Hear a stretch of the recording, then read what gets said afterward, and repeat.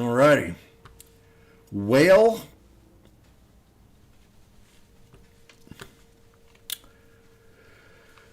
The crowd don't know what to do.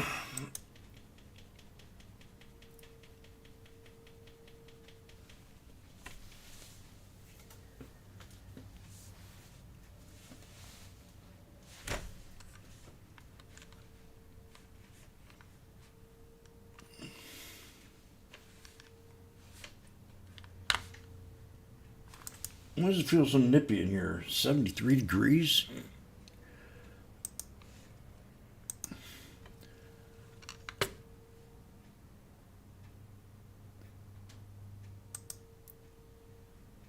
Oh gosh.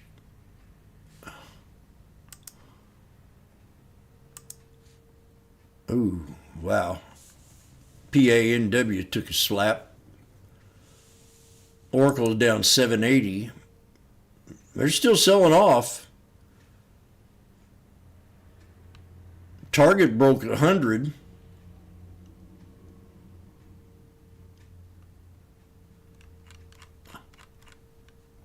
AMD is up 14 bucks. Nice little breakout on it. Costco. I was looking at this one yesterday. And almost. This will break 1,000 before you know it. I have just under 1,000. Nvidia.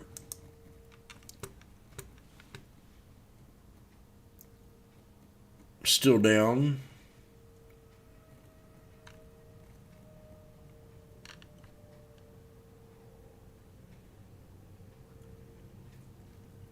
Intel's the one that's really getting me. It's the one that I regret not getting when it was down there at 24, 25 bucks. Going long in it.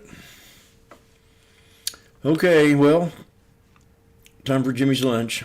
Early 2028, but the point that Bank of America is making is that the fact that they're willing to commit capital, this is Meta, years in advance, with this in mind, just goes to show the importance of nuclear as an AI and data center demand accelerator. That's the real point of why they've made this upgrade here.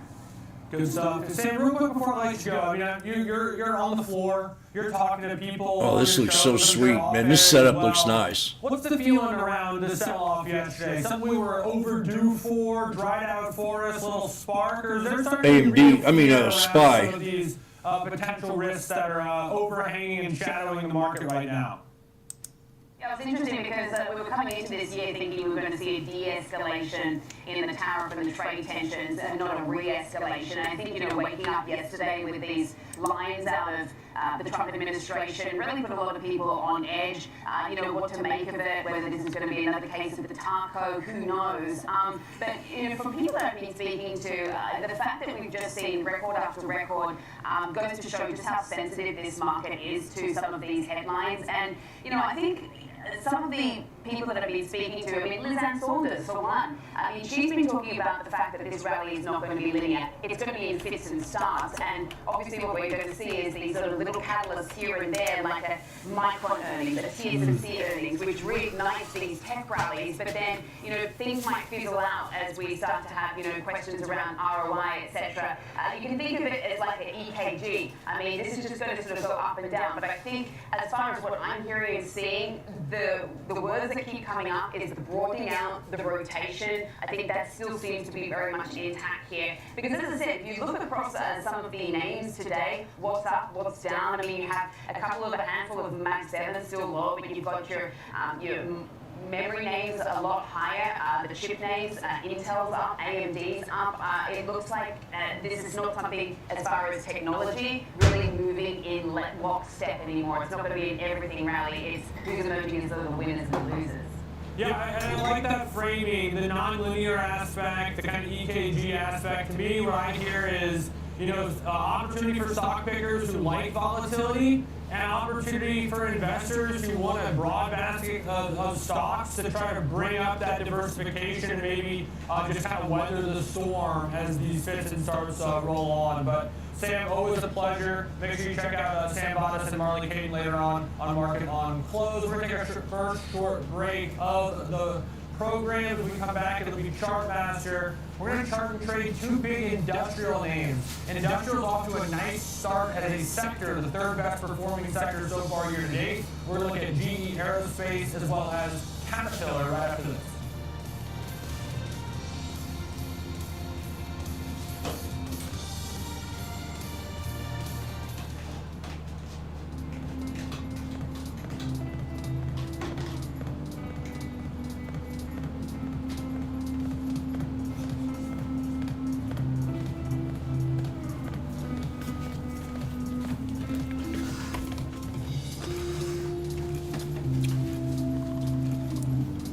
Okay, we got a sideways Darva Sitzer channel this morning. So that's a major resistance. And that's the big head right there. You got your left shoulder and your right shoulder.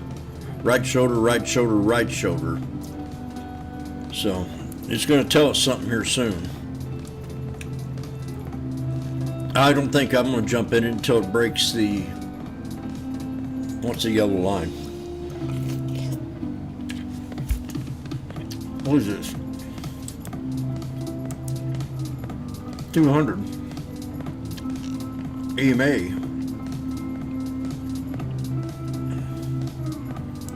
Okay, that's what it is. Stay connected to what moves markets. Download the Schwab Network app and stream live coverage wherever you are. Intern, this place is incredible. It's where you know your office supplies.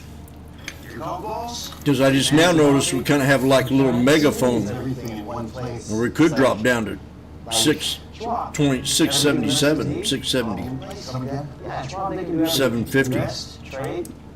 You see that? The megaphone? It's a big mouth megaphone. But Head and Shoulders.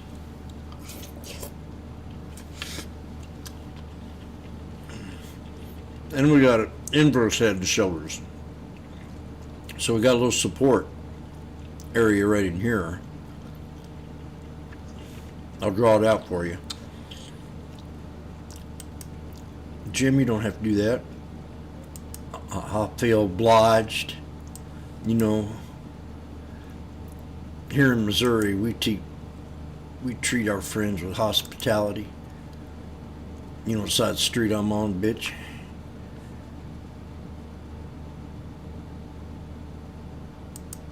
Man, you're a tough guy.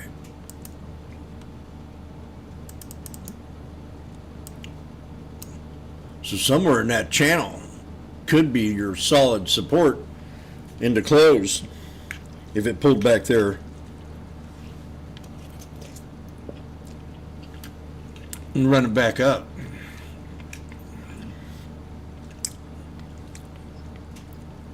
Anybody want to bet against me?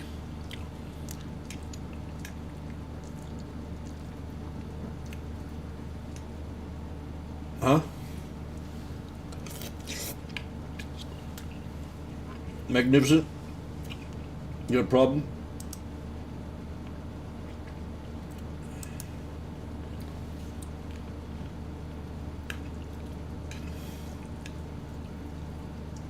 Where's Magnificent?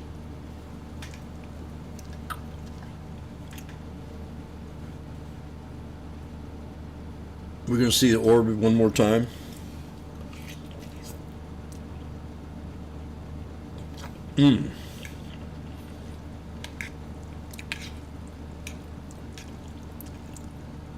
Today's lunch cost me $1.46.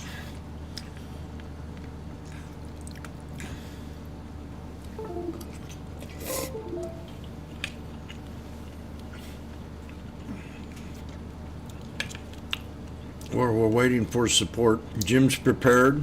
He's got his order ready. See, this here is your low support. I could scalp it to the 200 if I want to try that now for about 40-50 bucks.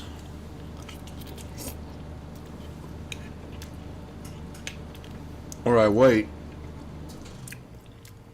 Let's see if it hits this channel down here.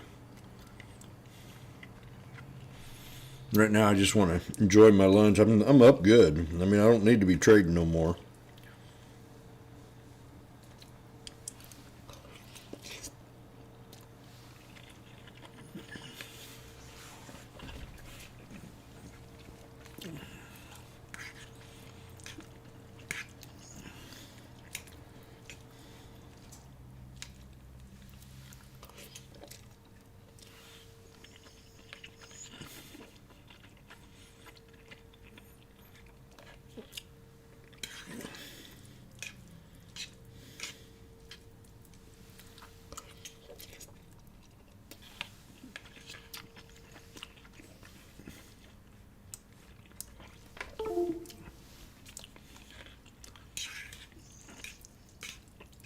See, there's your third scalp to the triple top.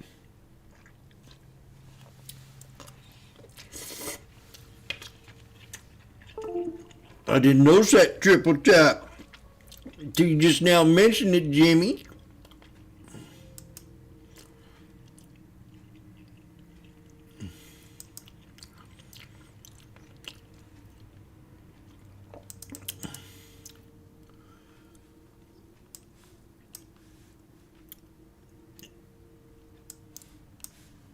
Let's see what they got to say about cat. Yeah, this one perhaps even a bit stronger here. There's that third scalp right there. See, boom. Creating this channel type shape. Jimmy called it. To assess the important horizontal level, right here was an old high point that we saw near 627. Right here was another high close near about 586. Then here we had the situation where we established the high water mark near 545. Then that was around where we hit some lows. So that was a resistance which then became support. Now we find ourselves in a very similar situation where price is retesting this old resistance area near 627. So that would be one key area for the bulls to hold on to as we approach this earnings event here. 655.68 being the high point to the upside to watch out for. Our moving averages show that we are still experiencing an uptrend, not really any signs of reversal that are too strong here. But one thing I would note is that price is now below our 5-period weekly EMA. These smaller time increment moving averages can be faster to respond to change, but they're less reliable, especially, again, as we have earnings coming up here. That would be more useful to use these, perhaps, again, as a longer-term support level. Here, for example, our quarterly EMA comes in near 576. That might be a more important downside area, especially if we do start to break below this channel in the coming days. Not saying it's going to happen, just saying that the longer term the moving average, the more significant it is. RSI also showed some bearish divergence for a while here as we head into earnings, but also you could argue that we have been trending upward here, so we have a series of higher lows, and we are still pretty darn close to the overbought area here, that front. Well, that'd have been a good one. Five green candles.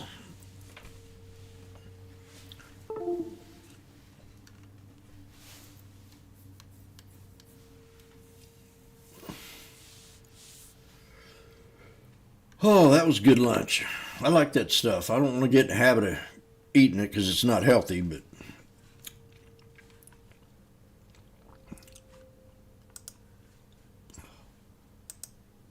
see this? I always want to make sure you pick this stuff up because it's not going to just let it hang on the road. Someone ride through and pop the tire. Look how many nails it's getting on. You always got to take this, burn it, or do something with it. We'll have to throw it on the trash pile. See this?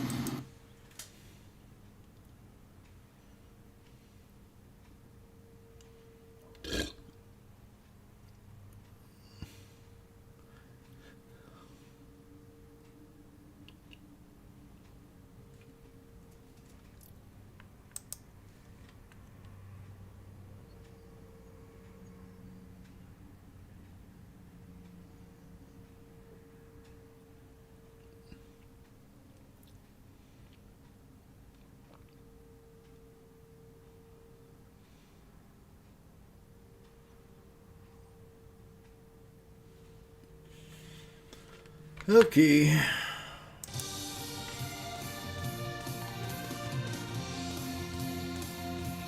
For instant reactions, earnings breakdowns, and hot takes that teach you about stocks and markets, follow me on X at npetalides and connect with me, Nicole Petalides, on LinkedIn, Facebook, and Instagram.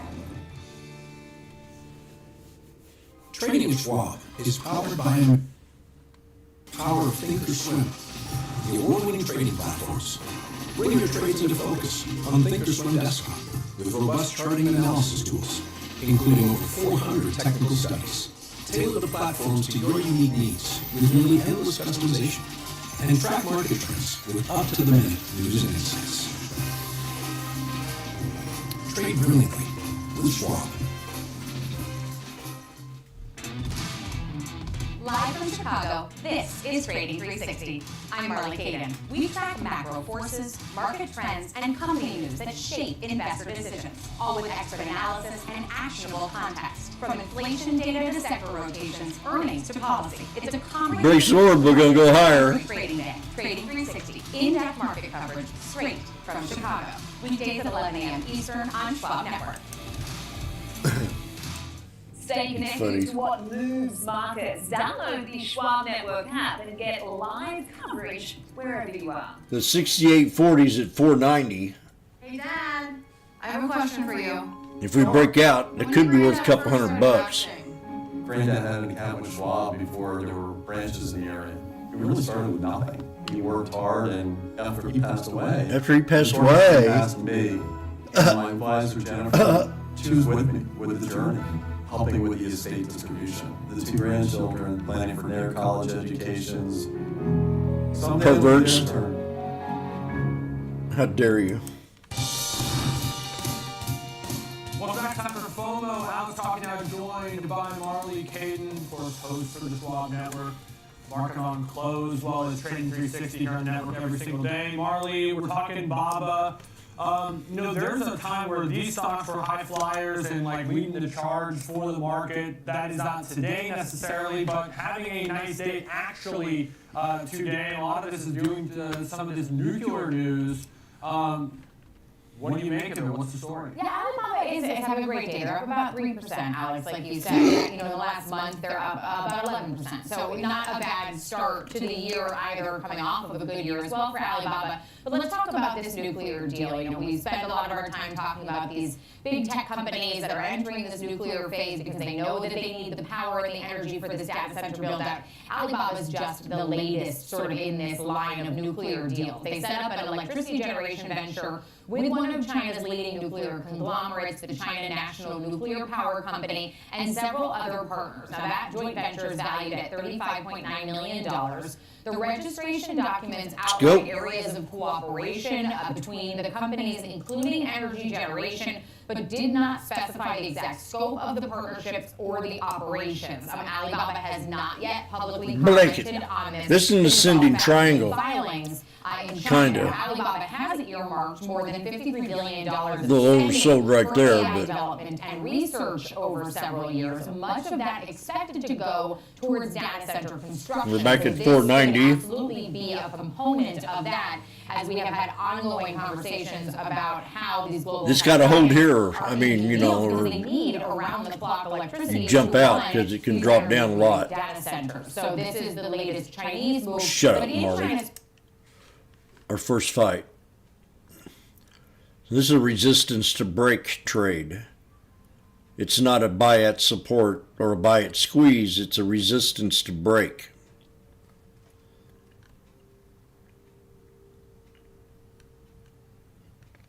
Because it's bullish flag, an ascending triangle. A rough looking one, but I'm up fucking $10 a contract. I'm up $20 a contract.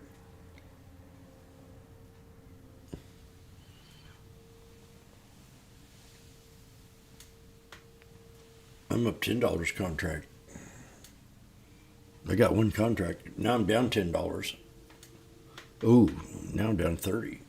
Real. No. Okay, it's just retesting. Calm down. Retest.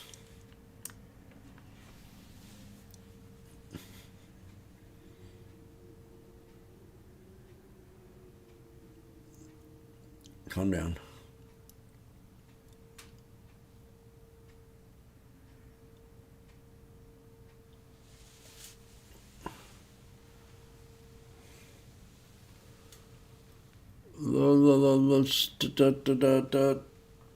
So far he's relaxed. He knows that he's retesting the resistance level of a triple top breakout that he called out.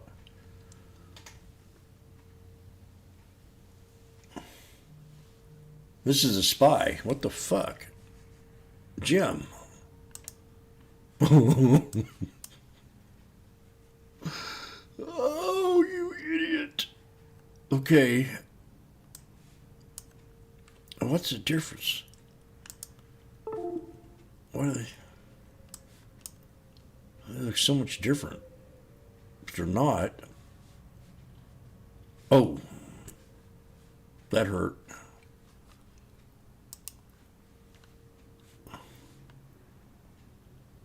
Okay.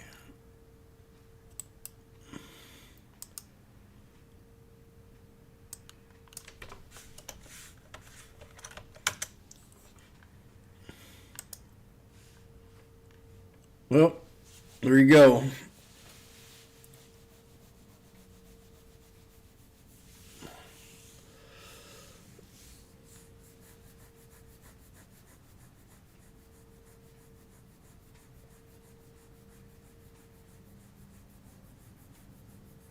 I'm not scared.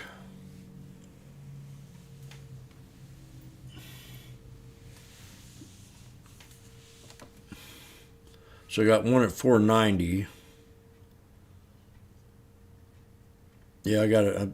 I mean, that candle happened too fast.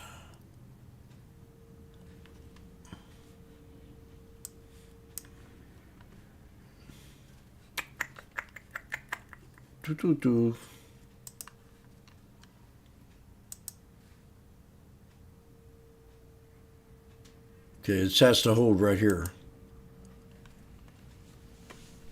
So I'll add 2, maybe 3, 2, 2, 2, 2, 2, 2.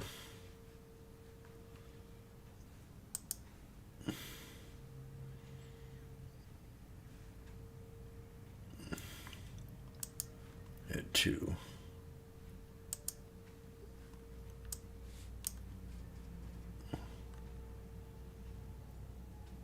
Through 10.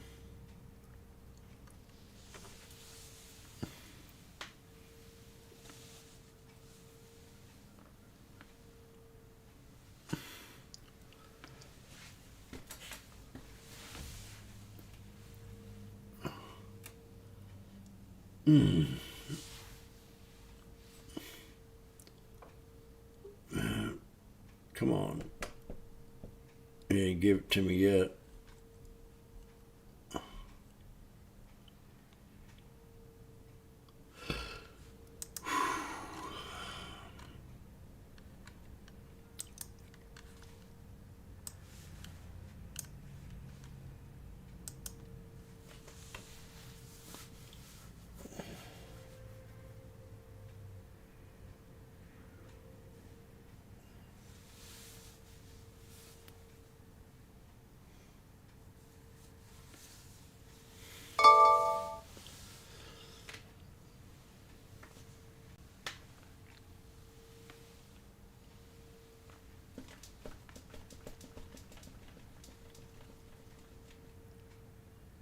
Slash ES is just right under the VWAP.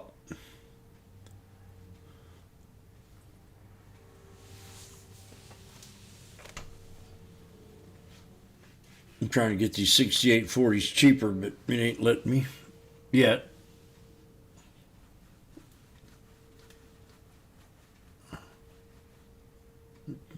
It's 1240. I mean, the time of the day is not the best.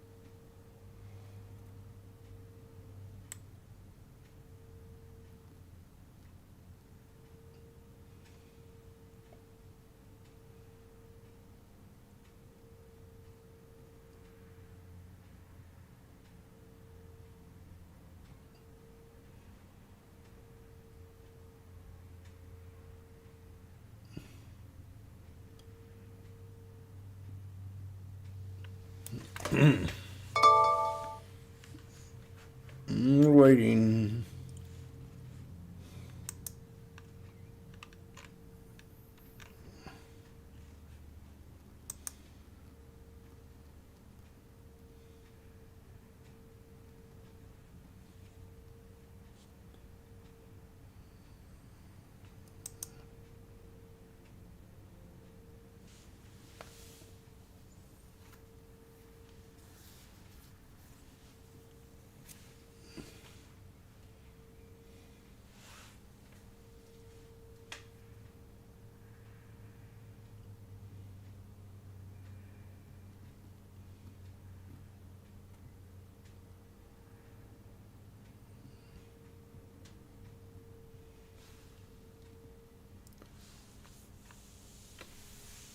There you go. Now I got it.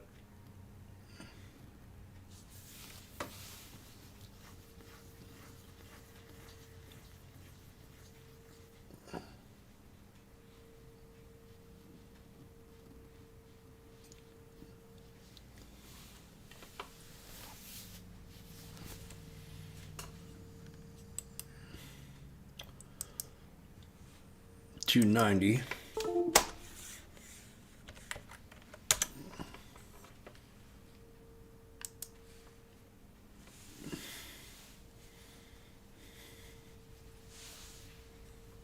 Let's make some money.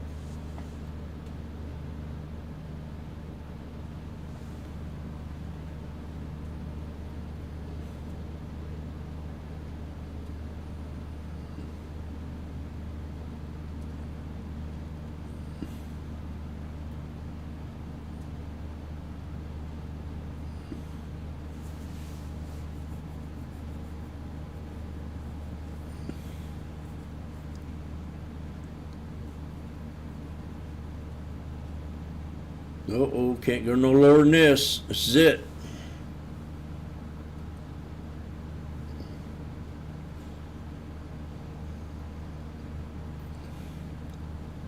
It's a total sell-off.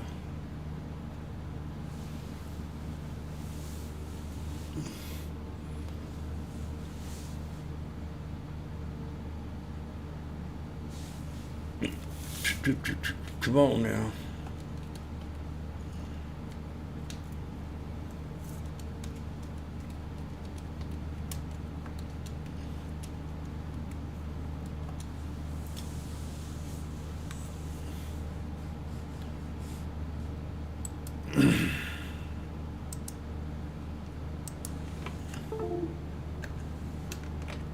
Average 340. And I got 4 of them.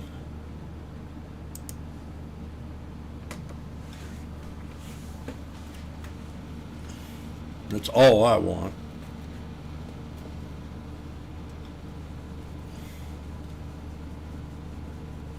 And my biggest problem when I first started trading, once I went below my support line, I'd sell it. And I got faked out so many freaking times. I'd sell it. Once it broke my support line, I'd be out of the trade, and then all of a sudden it bounced back up, and I'm going, what the fudge? I can't tell you how many times.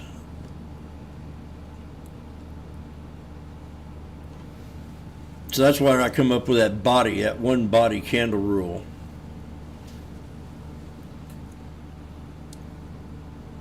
I gotta have a body candle below it before I sell it. And then I gotta look at the candle, see what kind of candle it is, because it could be a reversal. There's 330 right there. There's 380. Okay. Bingo.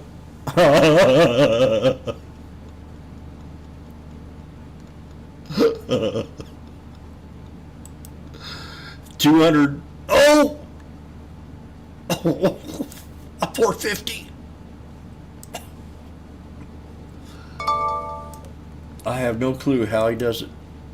Now I sat here and watched him. I was worried that he was going to get stuck in his trade, and I got on the phone and I called him up. I said, hello? This Washboard Jim, may I help you? Jim, sell it. You're going to go down. It's going down. Have confidence, my young man. We are now at $4.60. Sell it. Take profit. You hit the 200 EMA. Resistance, resistance, resistance, resistance. But if you can count to 4, you just might make a little bit more. $5.20. Oh my God. $5.40. I'm up $600. Definitely a double top. Oh! Can I ask a question? Are we going to see 68, 38, point 38, 38, 38, 38, 38, 68?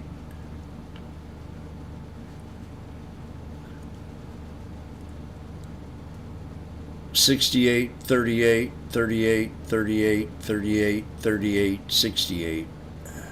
Or we get out at the double top. $5. Can you imagine this going up and running up there and getting right about $7, $8 contract? You think we can do it?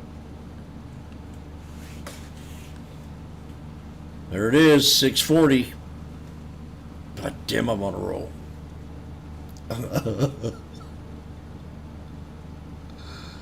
Woo!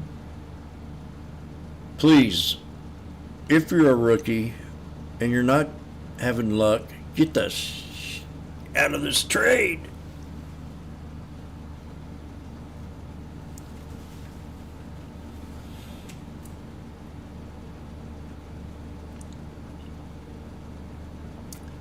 We're going to get to the 68, 38, 38, 38, 38, 38, 68 real soon here.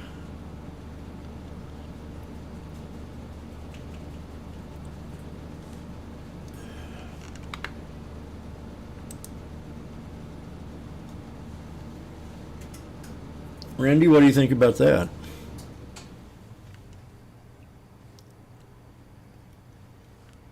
Do you see the 200 EMA? I'd be getting the heck out of here, man. I'm scared. This was probably a good A+.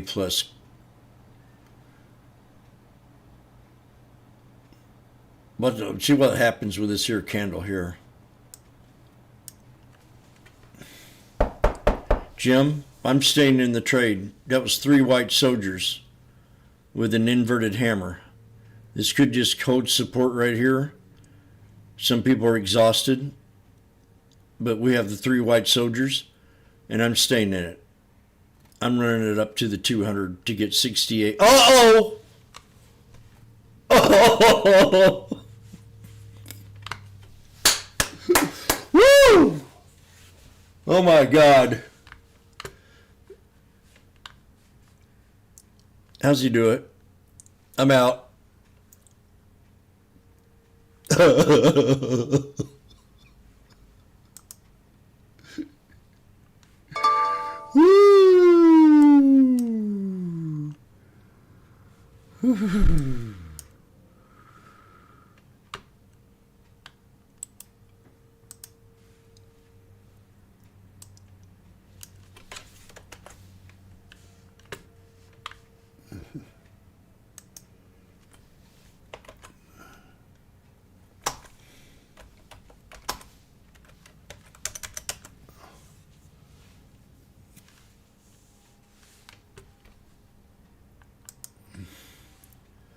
We hit the 200 SMA.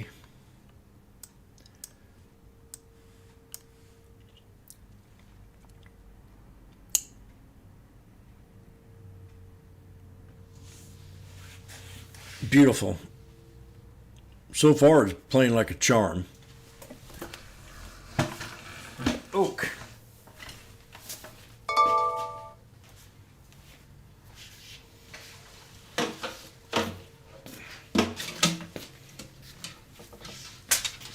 That time, I had 4 contracts, and I sold them at 7. So it's $360 a contract times 4.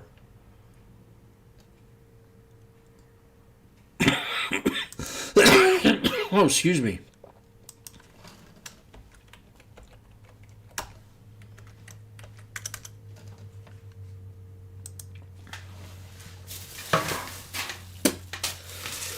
I think about the middle of the year, I'm going to start really making some big money. I could just start this year.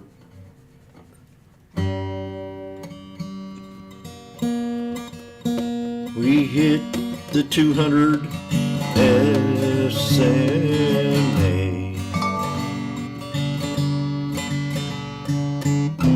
I bought it off the inverted head and shoulders.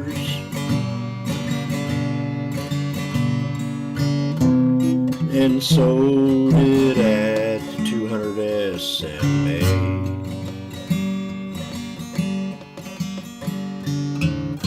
I counted to 4, told the room I wanted to make a little bit more. So when it approached that number 4, guess what it did? It broke out to the 200 SMA.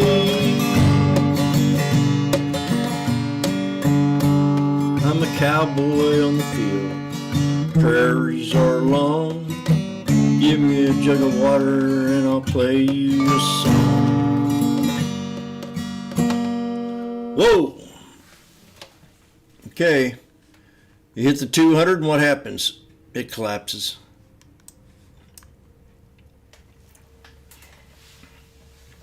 So let's go over the trade. It came back down and hit the right shoulder. I added on 290. I thought we were going to get a breakout here on the triple top, and we did. And then it failed on me, and it pulled back. And it came back and hit that right shoulder of this here inverse head and shoulders. So that's when I added on, and boom!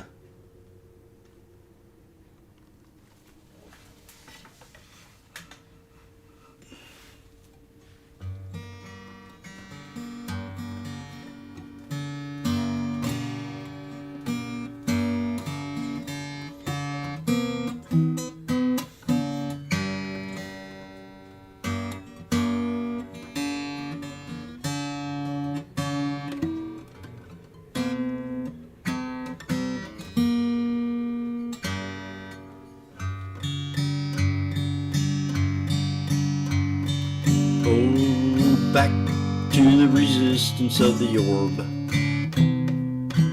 Well, we hold and run to the top. It's now 12. Now it's that hour that I don't like of the day. This is the hardest hour of the day for me to trade. I'll tell you that right now. I never really noticed that much here until this last year. And I was doing so good, and all of a sudden I get stuck in this trade and lose 3/4 of what I won.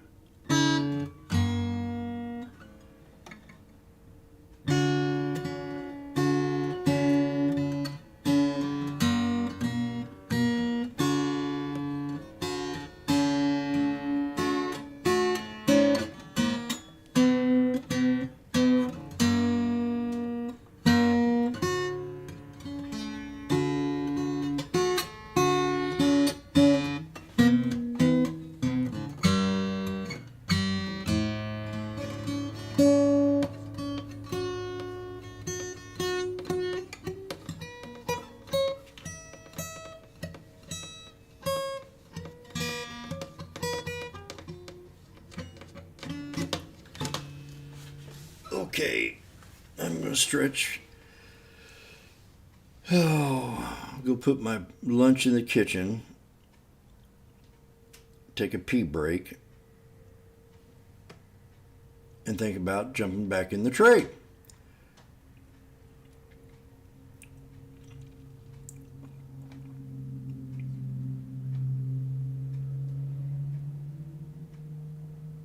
Now we went back and we pulled back to the previous resistance, which was the quad breakout that Jimmy called. If you can count to 4, you just might make a little bit more. Can it come back and retest 200 SMA? I say it can't. Oh, what happened to my... Uh-oh, got a problem.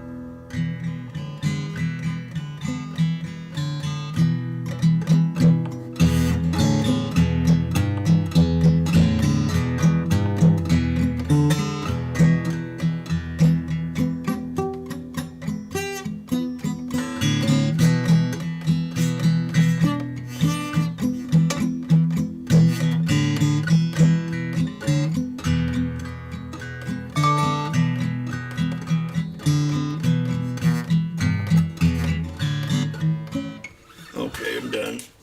Oh.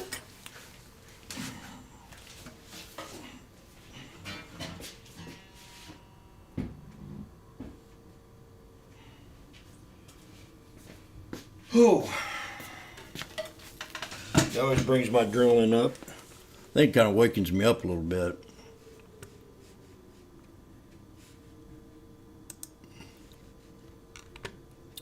Inflation, which is down to 1.5%.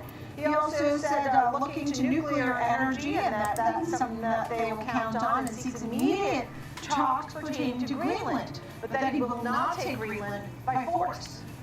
And that gave a boost to the markets. Why would anybody think we would? It also took people away from that safe haven of gold. Gold has come down off the highs today. See, these people, the NASDAQ is right now also they work themselves up in a frenzy. Oil, 60.59, and that is up 1/3 of 1%. Gold, And 99% of the time a troy ounce. they're wrong. $85 had been well up over $100. 10-year bond yield of 4.27 had been around 4.30. US dollar 98.53, and Bitcoin is hitting the lowest levels we've seen in some time. 88,475, down 1.3%. Kevin Green, Senior Markets Correspondent at Schwab Network, is joining me. I mentioned Netflix. That's certainly something that everybody was focusing on yesterday after the available numbers came out. The guidance came in a little conservative or light. Still moving forward with Warner Brothers, right? Your thoughts? What are people saying about Netflix today? Yeah, well, if you're looking at the intraday action, we are seeing Netflix trading off the lows. It's still down about 3%, but we have seen some buyers actually stepping in. And this is because of this mixed report that they had for yesterday after the close. The company did beat both on the top and bottom line. With the adjusted earnings per share coming in at 56 cents, Street was looking for around 55 cents on that metric. And we're looking at revenue for the quarter that came in at $12.05 billion. Street was looking for around $11.97 billion. And they did actually update us on the subscriber count. They have 325 million global paid subscribers at the moment. So we continue to see them actually growing their base, and the advertising momentum and revenue is also increasing. They're actually looking at doubling the amount of advertising revenue in 2026, but their outlook came in a little bit light. If you're looking at their fiscal year 2026 outlook, revenue between $50.7 billion to $51.7 billion here. Street was looking for a little bit higher than that, and they are also looking at operating margins of around 31.5%. Nicole, the Street was looking for around 32 to 32.5% when it comes to operating margins. So they are seeing maybe some slowing when it comes to top line growth here. Maybe it's the subscribers are also slowing a tad bit as well. And then this acquisition is also going to kind of readjust their portfolio. They're going to hold off on stock buybacks in order to shore up enough capital in order to make this purchase for Warner Brothers Discovery. So the shares, once again, down about 3.7% right now, but well off the lows. It was trading as low as as low as around 7%, 6.5% in pre-market trading. Yeah, that 81.93, by the way, that I see on my thinkorswim chart is a 52-week low, so we're up off that 52-week low. But Ken Leon, for example, was saying that he has a hold on Netflix. I mean, he was still concerned, and there are people who think that Netflix may be paying too much for Warner Brothers, but still think it's going forward, so we'll have to wait and see. But maybe a bit of an unloved stock right now. I mean, other names that he liked were Love Nation, TKO, Fox, and Spotify.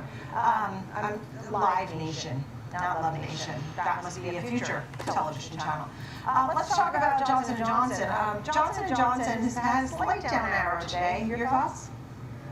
Yeah, we are seeing it down about 1.4% here. This is on mixed earnings as well. If you're looking at their Q4 sales, that was actually reported at $24.56 billion. Street was looking for around $24.1 billion. So exceeding the top line estimate there. And the adjusted earnings per share coming in at $2.46, slightly above the Street's expectations. They are still seeing Stellara worldwide sales sitting at around $1.23 billion.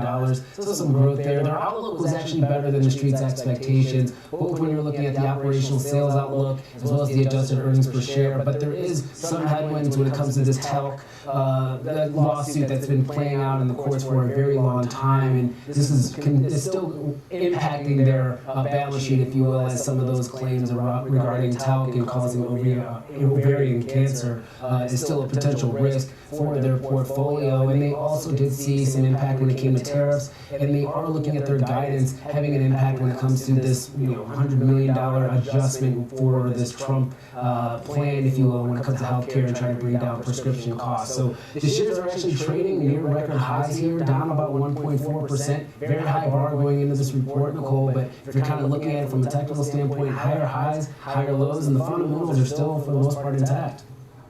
All right, good to see you, Kevin Green. Thank you so much. Let's get a look at the big picture. Barry Knapp, Director of Research at Ironsides Macroeconomics, is with us.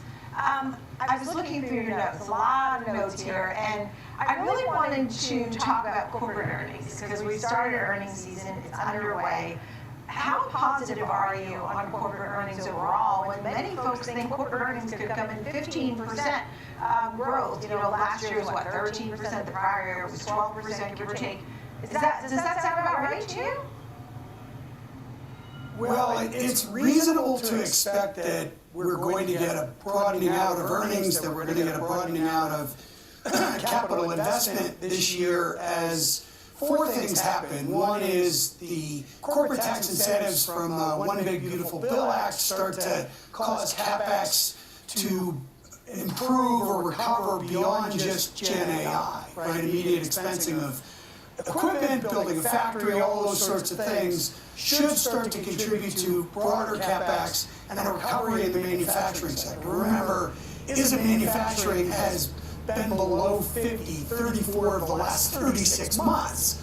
It's unlikely to happen this quarter. The other three things that should contribute to broader earnings growth next year, but are not going to be evident this quarter, is a fading of the effects of what I'm calling the three adverse aggregate demand shocks. It's a little bit of a reference to the San Francisco Fed paper about what tariffs really have done over the last 150 years. So tariffs slowed growth and put tremendous pressure on margins for staples companies and consumer discretionary companies, and to a little bit lesser extent, industrial companies who import a lot of their cost of goods sold.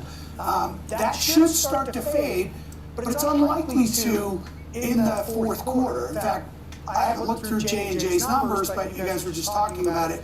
That might be part of the story with J&J. Of course, you also have the immigration and the slowdown in government spending, all of which reduced aggregate demand. So, when you look at earnings for this quarter, expectations are more like 9% year on year, but ex-tech and comm services, they're only expected to be up about 2%. And that's on 5% and change revenue growth. So there's your margin pressure, right? And I think this quarter could turn out to be a bit of a disappointment. Maybe guidance will be okay because companies will say, hey, we think we're through the worst of this. They're not going to be able to pass the tariffs through. The conditions aren't in place for that.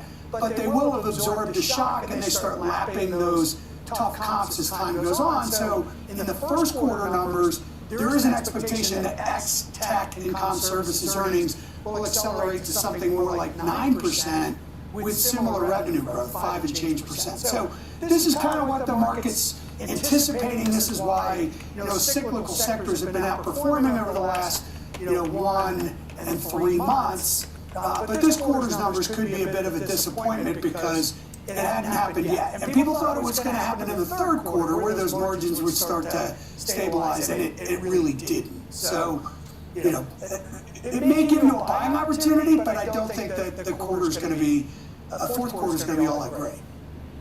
You talk about the dog that didn't bite, and that was tariffs and inflation. And at this point now, we heard the president today talking about inflation being defeated, that it's around 1.5% when you look at core inflation numbers. He also anticipated fourth quarter growth at 5.4%. He did announce some tariffs this week as a possibility, from 10% to 25% on countries like the Netherlands and Denmark and so on. And that's moved the markets yesterday as well as the Greenland talk. Are you expecting inflation to rear its head or no? No, not at all. So if you just think about inflation within the construct of Chair Powell's November 22 speech where he said, listen, we're focused on three things: core goods prices, there's where you expected to see tariffs. They did accelerate from, call it negative 0.75% to about 1.4%, but that effect is done. And you hear constantly, companies just managed to, out of the goodness and trying to maintain prices, held them stable. That's a bunch of baloney. There was no pricing power. Government spending growth was slowing. Money supply growth was slowing. This is the antithesis of the conditions that were in place in 2021. So goods prices, which were 0 in December, are likely to head lower.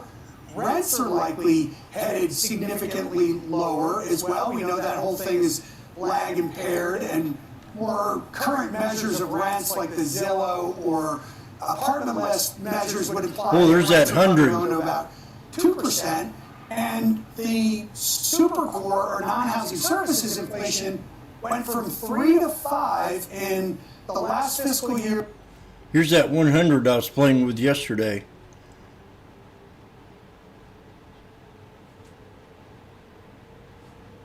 Bounce, bounce.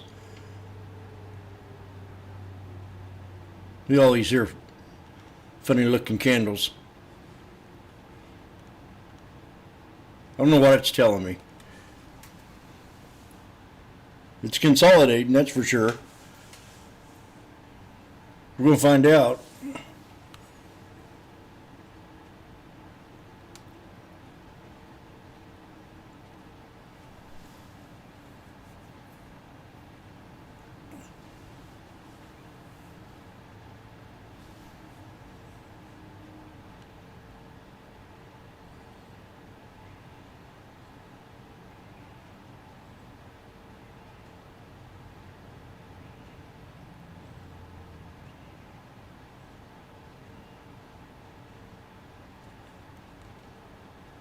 2.25 or more, because growth is accelerating, because demand for AI infrastructure spending is increasing rapidly, that would be enough to cause a correction. That was our forecast we put out in December that was probable in the first quarter.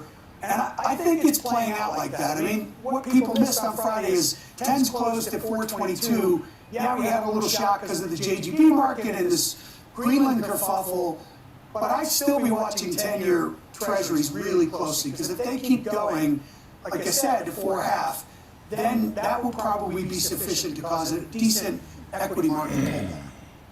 Yeah, so that's the takeaway from this interview. Nothing else seems to matter as much to you right now as the bond yields. I think that's the biggest that seems to be, I think that's the biggest one, because everything else sort of was this or that or maybe or whatever, inflation, you know, not worried about inflation, prices come down, manufacturing may pick up. But the real now story here for Barry Knapp is watch bond yields, because if they go to 4 or 5, we could see a correction in the market, which means you're not going to do stock picks for me. And you probably thought the Fed probably should have cut already or needs to cut in 2026, but I am out of time. Barry Knapp, great to see you. You're out of time. Research, Ironside's macroeconomics. I'll have to ask you about what you think the Fed should or should not do next time. Thank you. All right, options quarters next. Tom White is standing by. He'll highlight unusual options activity from the day. How investors are looking to trade on recent news of Oracle, Micron, and expanded tech software ETF.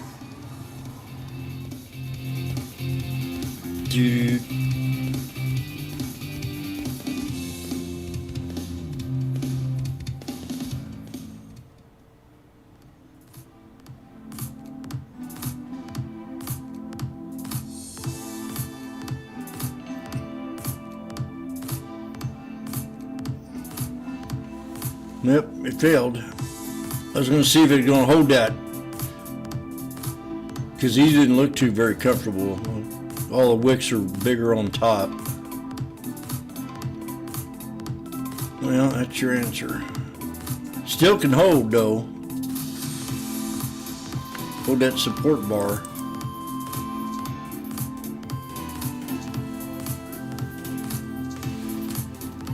There's a big lot more selling.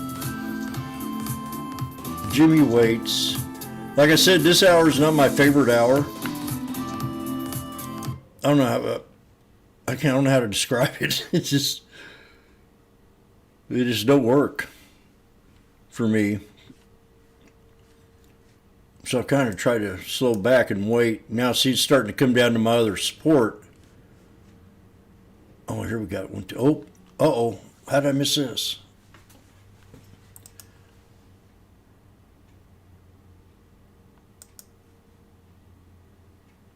We're right there right now. So I'm going to Washboardjim, the 6830s at $4.50. And I missed it. Damn it. Just missed it by a hair of a second. I just now noticed this here trend line. I'm going, what the hell did I miss that? Triple bottom, you idiot.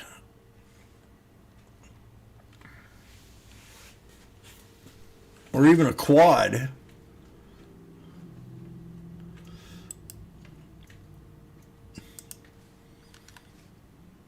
Onebs, two bits, freebus, forbus.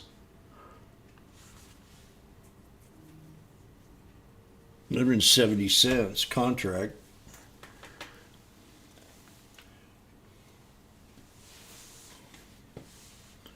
Well, I sat here and watched and didn't even notice. An inverted triple bottom. And I counted to 4. We could have made a little bit more. Okay.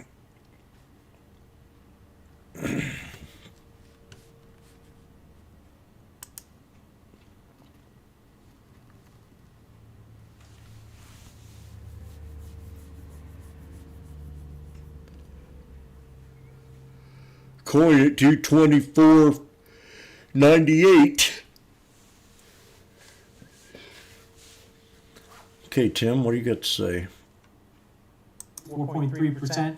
Today's Tuesday. That's causing, I think, a lot of headwinds for risk-on assets at this point. That and the geopolitical tensions that we're seeing, despite the Today's Wednesday. comments out of Davos today from the president, is that if we start seeing these yields continue to rise, maybe get to 4.4 or 4.5%, I think today's that's going to Wednesday. definitely We're gonna create find some out. headwinds. We saw that big sell-off in tech yesterday due to the impact that higher rates might have on them. If we can continue to see falling inflation, that might help correct maybe the strength that we've seen. But we've finally broken out of that range, that 3.95 to 4.2% range that we have been in, Nicole, and that's causing a lot of consternation in the equity market. If that continues, you'd expect some more volatility to come into the equity market.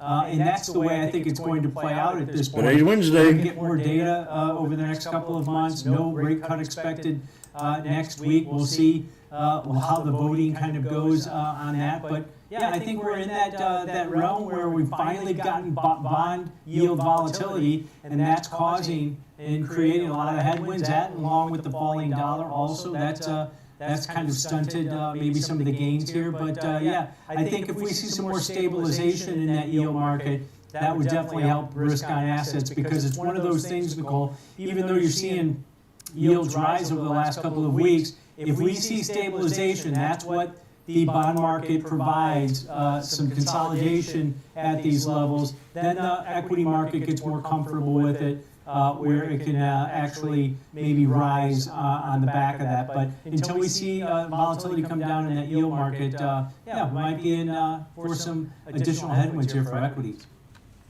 Lizette Saunders wrote an incredible piece in the Financial Times using the word instability, saying investors must learn to deal with instability. The market is navigating a regime in which stock market leadership rotates more frequently, so it's not just uncertainty, but instability. In other words, it's a great word to use. Let's talk about Oracle. You found a bearish trade that you're going to share.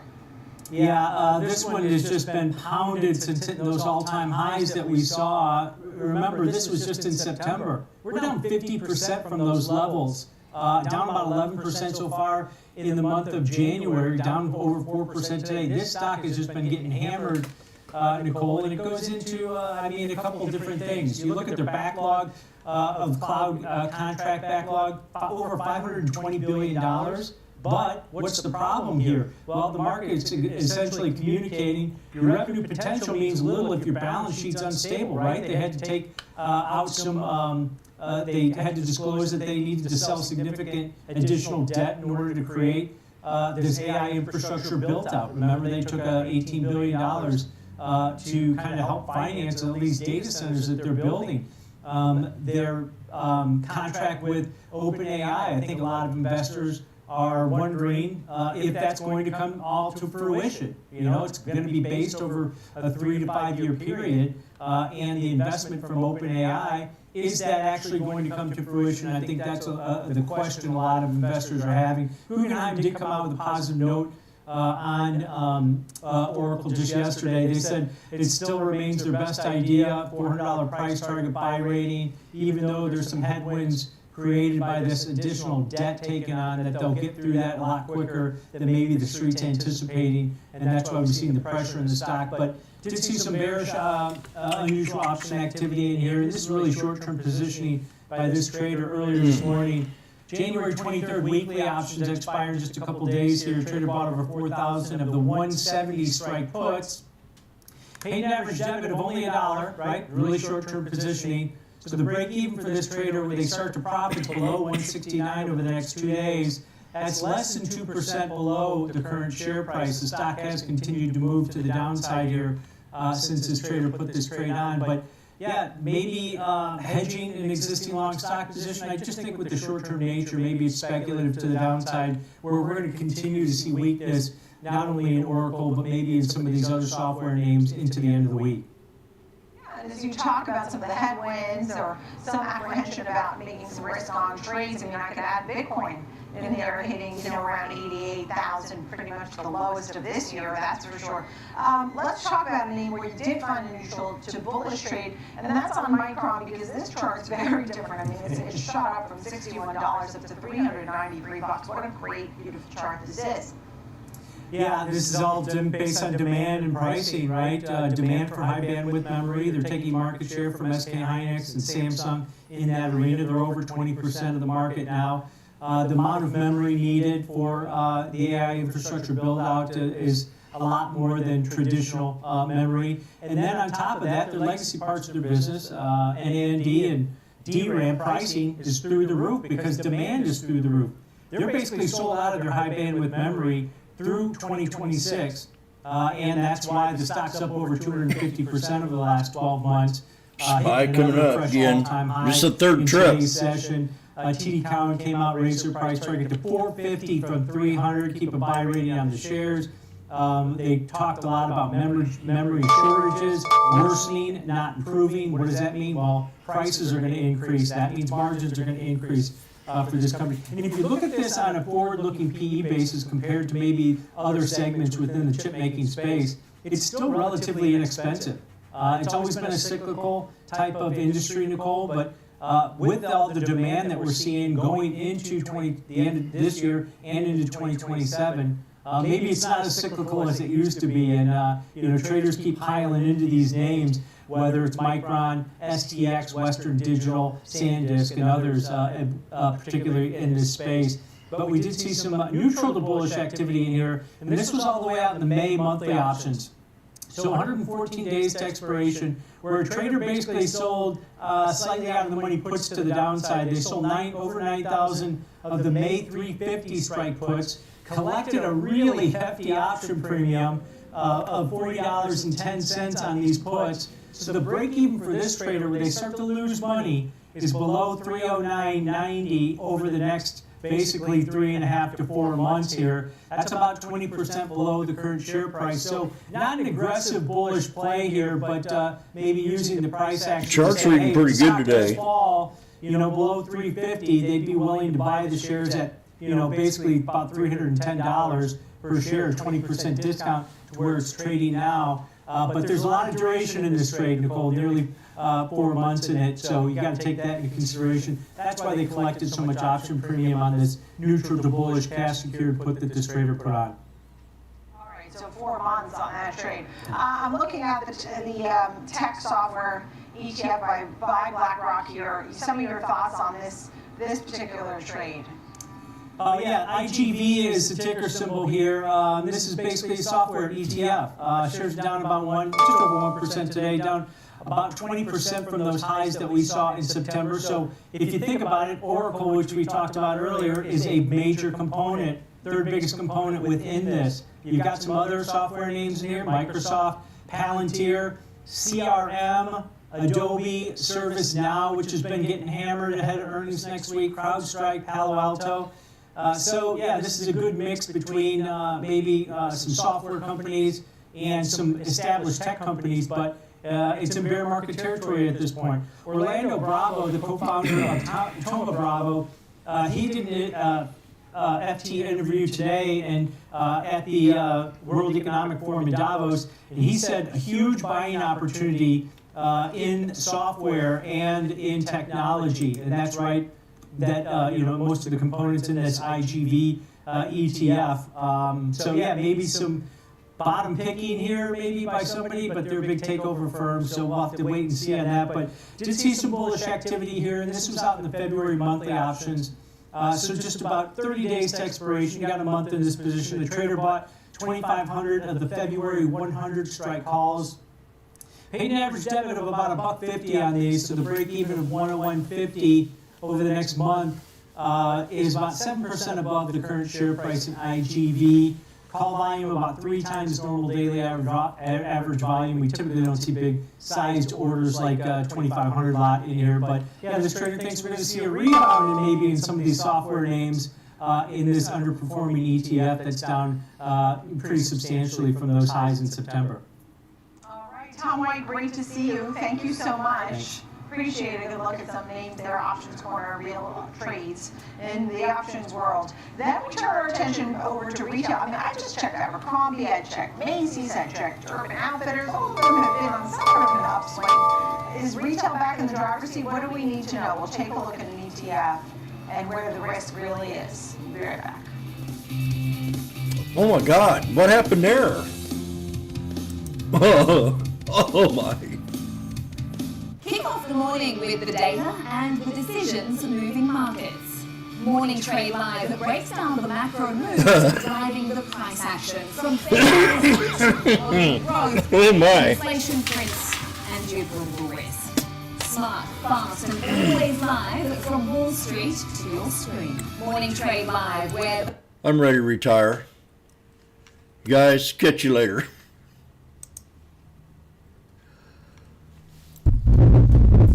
Unbelievable. That's what you are. Unbelievable.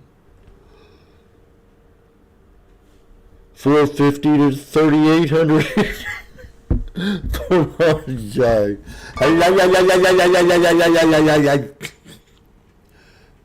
Oh my God.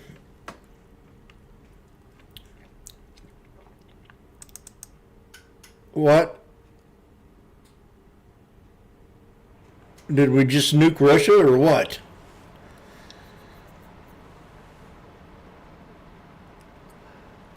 Unbelievable. The 3830s are pain. God. And it hit my target. Rodney.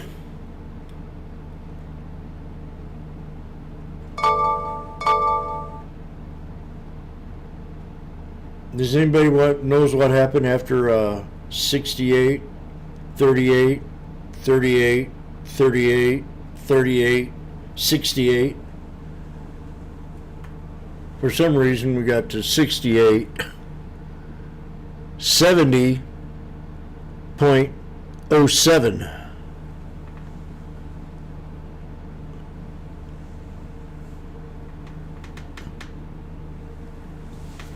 Oh my gosh.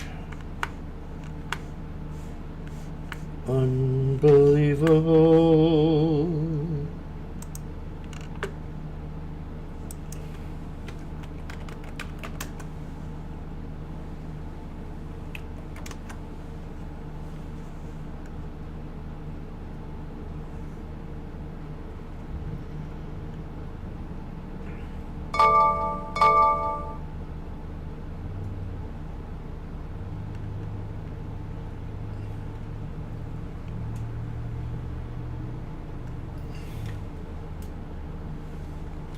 We're not gonna blow up Greenland.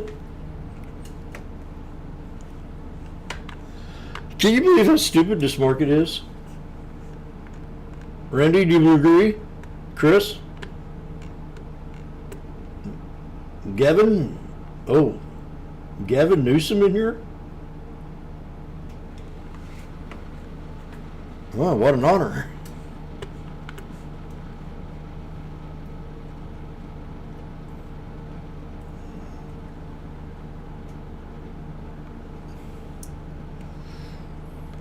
Oh my gosh. This is incredible.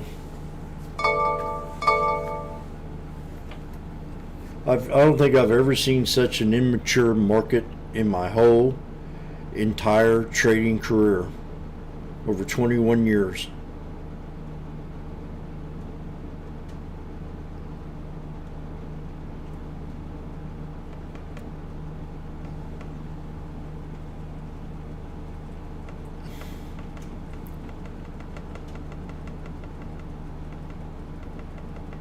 Selling some put spreads.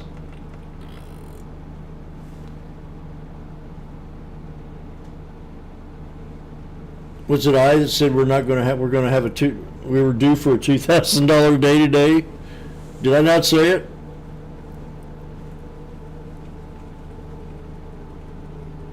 Randy, did I say it? Somebody had to hear me say it. Magnificent.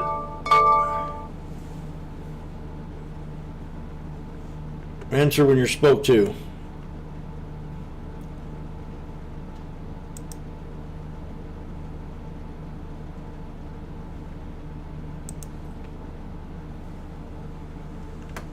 Got a double top on the video.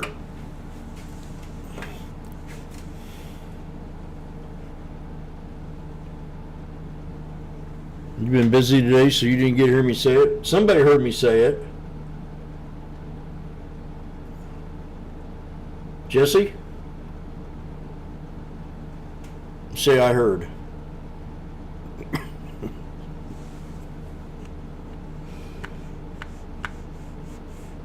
I heard.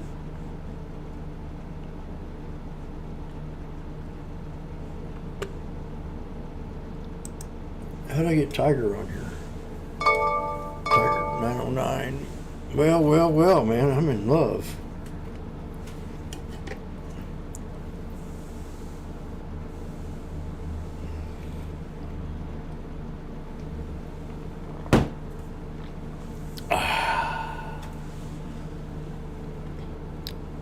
The best taco a man could have is called the Mahi Mahi taco.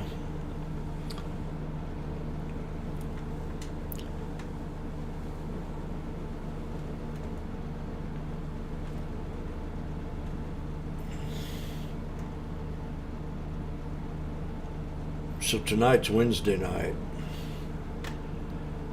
Okay.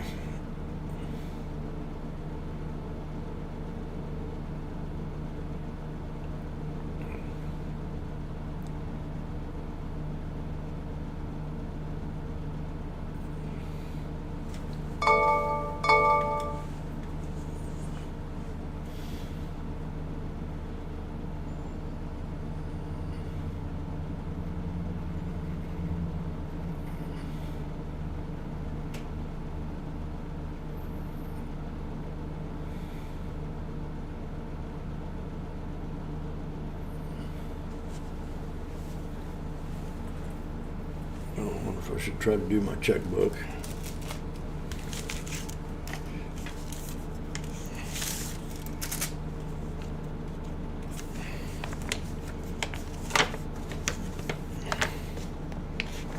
It'd be nice to have it ready for him.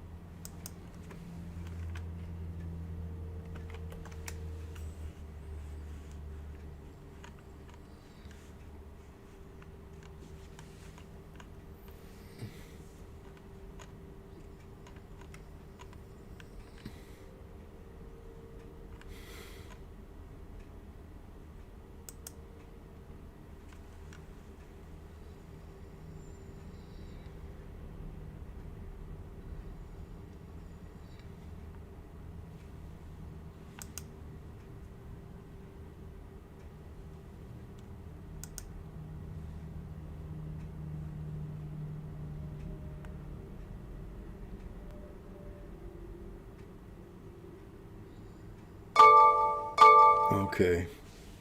I remember what it was now.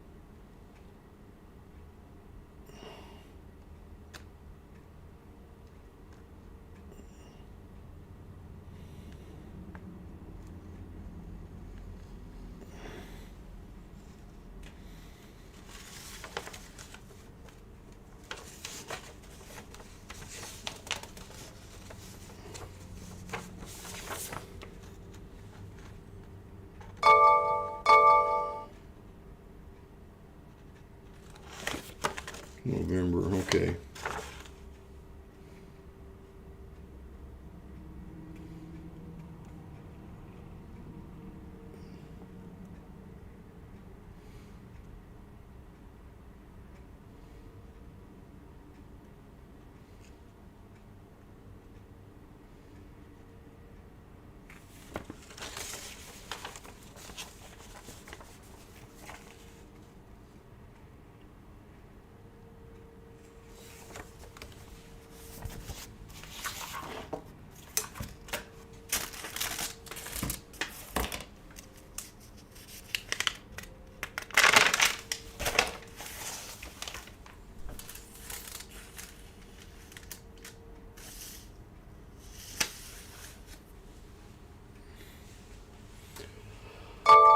Okay.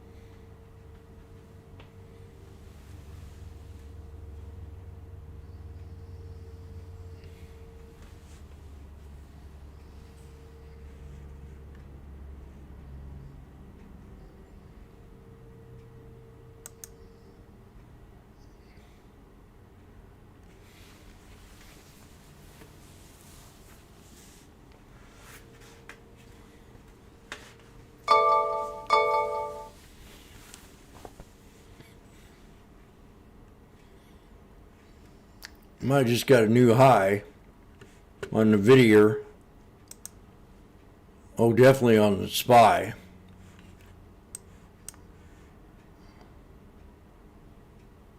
SPX Lotto 6440s at 490.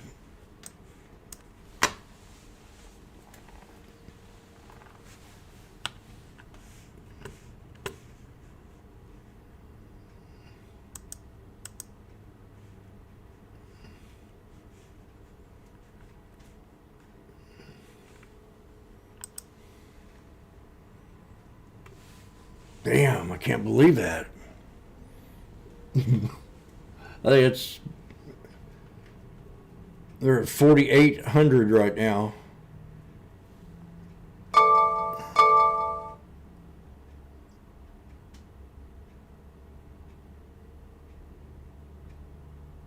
Makes me want to be more patient every day. 62.30 for these.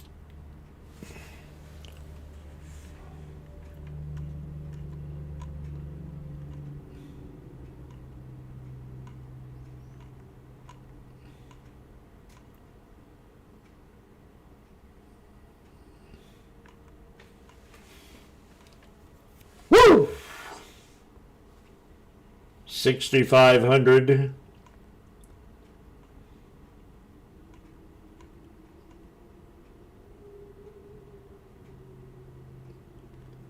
Way out of key singing, what?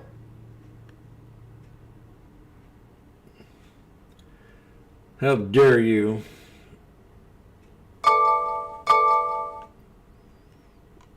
I'd never saw that if I didn't go up and look at it.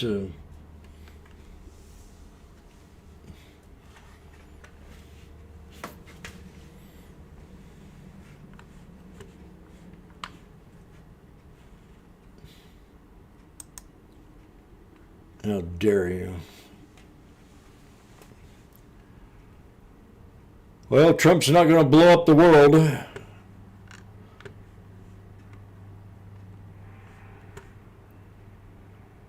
I was kind of hoping he would.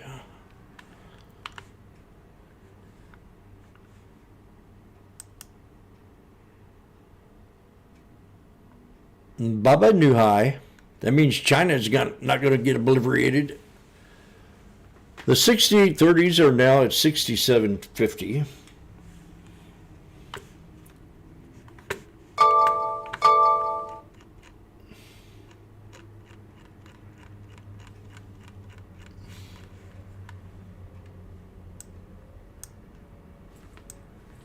This is crazy.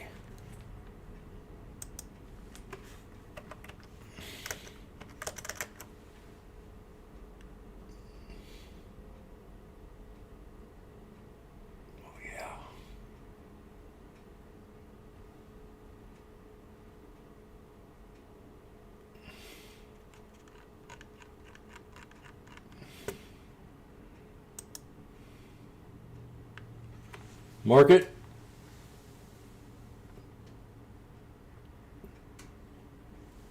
$69.10s. You think so, huh? Ladies and gentlemen, one of our proudest members in the room has evaluated and stuck his arm out and said that SPX, and mark his words, 6910s are going to print. His name is Randy.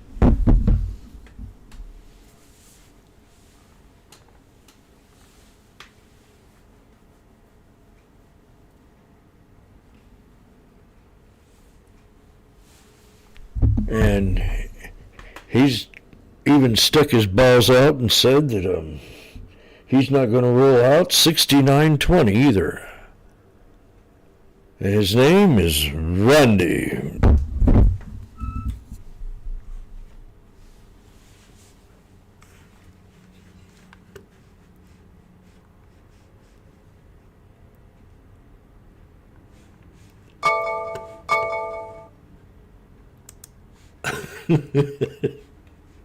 Woo!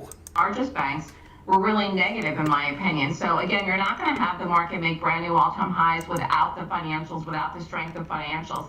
And well, we were going to blow up the world there just yesterday, honey. Talking about putting a 10% cap on credit card interest rates for a year, that made Visa sell off hard last week, MasterCard as well. So again, what happens next week? We have Meta, we have Microsoft, we have Tesla next week. Again, you'd almost have to have a flurry of things continue higher and move up to lift the market out of this. On top of that, we have the Fed meeting next week. We have Fed meeting next week. Thing that's going to the Supreme Court. We don't know when they're going to drop that decision.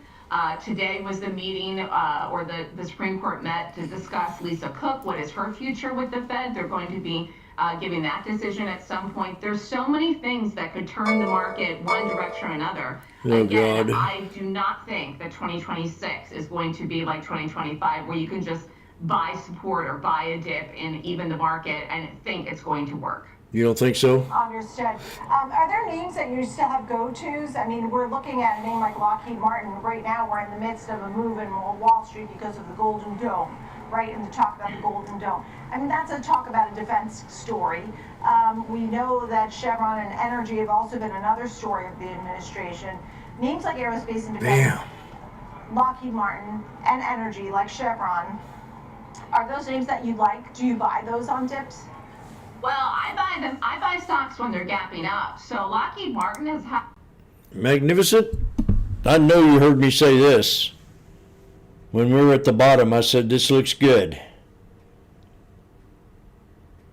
Am I right?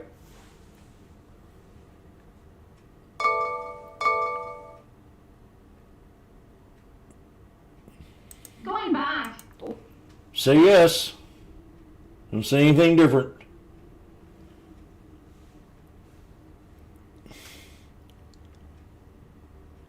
CVX is a lot different now. It's a lot different now. I think there's a lot of upside in CVX, and I think if you look at it's hogwash. Finally, after years of kind of sidelining. So again, those are two things that I have no issue going long in, because even if the market sells off, I feel like those are good trades that are solid and could continue higher. So for me specifically, I don't know what I'm going to do about him. That have nothing to do with the market, or shorts that have nothing to do with I've the tried. market, because I think those are the safest bets right And now. I've tried. Sometimes those are the biggest movers.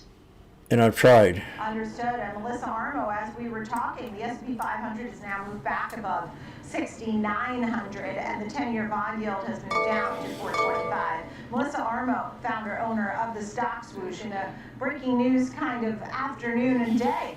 We appreciate you being with us. Thank you so much. We'll continue to take a look at this market rally that is underway. Yesterday we were saying sell off, sell off. Now we're saying rally. Can we completely erase yesterday's losses, the worst day since last October? Right here between now and the closing bell. Keep it right here on Schwab Network. We'll also take a look at the Ooh, yes. earnings. Jimmy's doing a lot of rocking today. I have a lot of reason to. Markets make headlines and traders make decisions. From earnings shocks to sector rotations, we're tracking the catalysts that move markets right into the close. Here on the floor, I bring you real-time sentiment from traders driving the action. And in Chicago, we break down the data, technicals, and trades you need to see before the bell rings. Live coverage of the close every single I'll be day. right back. This is Market on Close, live weekdays 3 p.m. Man, I'm Eastern, sore. only on Schwab Network. I'm going to have to retire soon, folks. I'm getting old. Opportunities don't stop when the market day ends, so neither do we. Schwab gives you round-the-clock access to over 1,100 of the most popular stocks and ETFs, plus a wide variety of futures markets. All with 24-hour support from trading specialists who understand the ins and outs of 24-hour trading. No matter the hour, you can trade brilliantly with Schwab. Hey, investors, you know the market moves, and Schwab is here to help you move with it.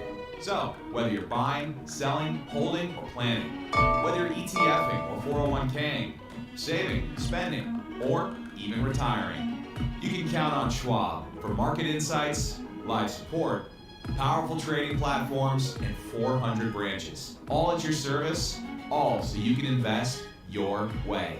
Sounds nice, right?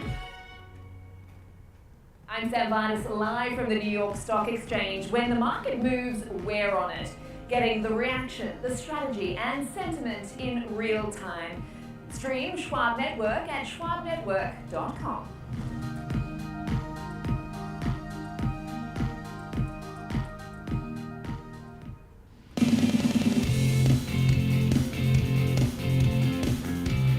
Welcome back to the watch list. I'm Nicole Petalides. We are in market rally mode. Yesterday it was market sell-off mode, and it was all about tariffs in Greenland. And now the president has pushed off and said he will not be implementing those tariffs on February 1st, and the market has taken off to new highs here. The S&P is back above 6,900, and the Dow's up 800 points. Let's get to some of the news that we've been seeing when it comes to earnings. And we've watched UAL earnings. Let's bring in Robbie Silk, Airlines editor, Travel Weekly, and Meghna Maharishi, airline reporter of Skift. Thank you both for being here. Meghna, I'll start with you. Some of your thoughts on what your takeaways were from UAL. I saw the stock had been up over 3%. I'm sure it's up more now with the market rally. Are you a believer in these airlines right now, and why? Yeah, I think United reported a really strong fourth quarter, and I think now it's very bullish on an even stronger 2026. I think for the most part, I'd say believe the airlines and what they're saying. I think 2025 was a pretty rocky year just with the introduction of tariffs and then the government shutdown. But airlines like United and Delta still were able to pull through.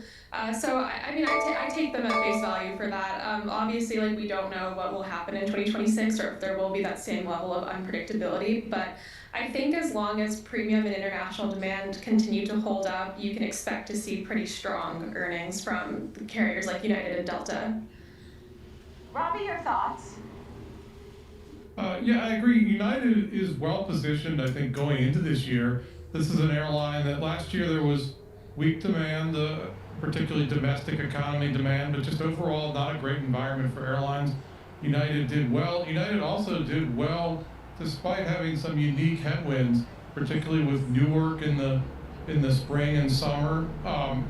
And there were ATC disruptions and they had all kinds of problems there. They've nevertheless, quarter after quarter, done well. No reason to believe they won't continue to do well. They just, like Delta, they just have sort of a differentiated product that is performing well ever since the pandemic. Understood. I mean, when you think about how people will be spending and which ones are best positioned, Magna, your thoughts? Definitely United and Delta. I think, the biggest talk since last year has been that K-shaped customer curve, and United and Delta are definitely at the top of it, whereas you kind of maybe have a Spirit and a Frontier at the bottom. I think as far as spending goes, as long as like those wealthier travelers, those higher income travelers continue to spend, again, I think this is going to just be another strong year, barring any other like unpredictable economic or geopolitical events. Understood. Robbie, do you think that there are headwinds for this group?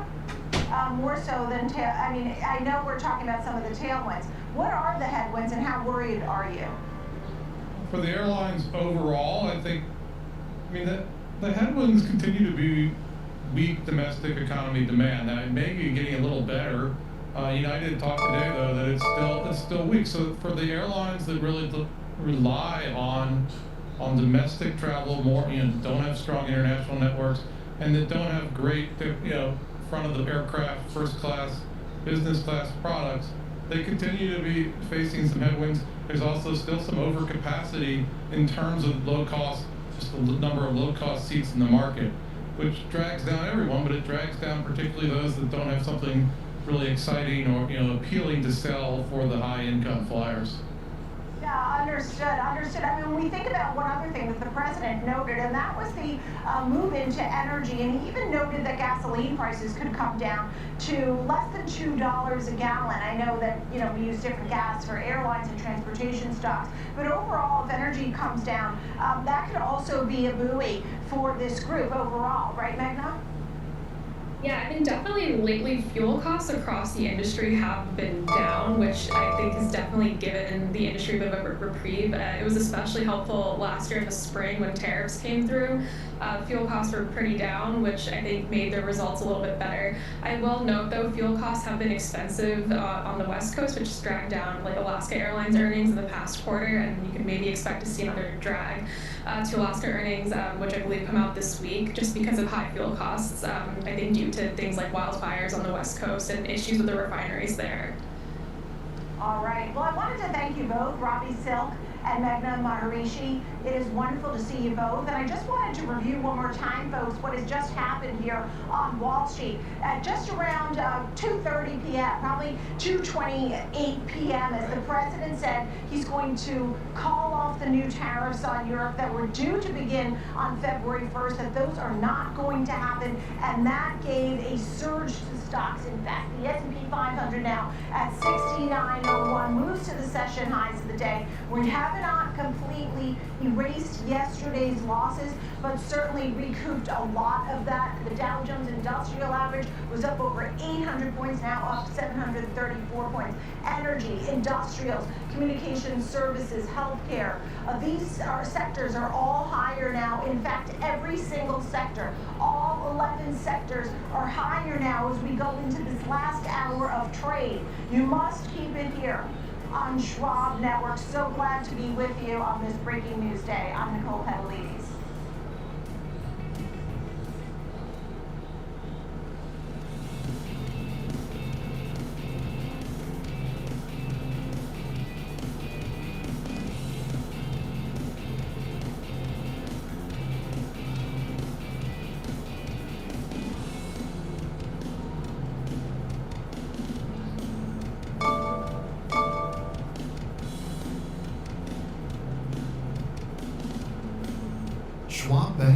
Investor Checking, the checking account built for investors, named highest in client satisfaction by J.D. Power for 7 years in a row. With Investor Checking, you get the award-winning features of our checking account, plus cash management solutions, all designed for investors like you, with unlimited ATM fee rebates for cash withdrawals worldwide, no overdraft fees, and enhanced security features to keep your money safe. Also, because your investor checking account is linked to your Schwab One brokerage account, you can manage your checking and investing in one convenient location. Moving funds between your accounts is easy. Cash moved to your brokerage account is available in seconds. That means you can stop waiting and start investing in stocks, bonds, money market funds, and more.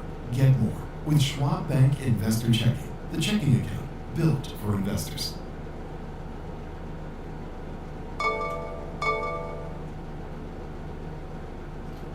Welcome to Schwab Network, where real-time market coverage meets expert strategy. From the opening bell to the closing bell, we've got you covered. Get inside the minds of pro traders. My point is that they're getting a higher rate of change in sales based on their guidance, but not the same rate of change on EPS. Follow the biggest headlines, live analysis, breaking news, and sharp trade ideas minute by minute. With shows built for action, we break it all down in real time with speed, accuracy, and precision. I think one of the most important things is you're making a play in a risk-defined way here going into earnings. So that would be a further downside area to watch. Smart insights, actionable data, veteran traders, and trusted financial journalists, streaming live and on demand.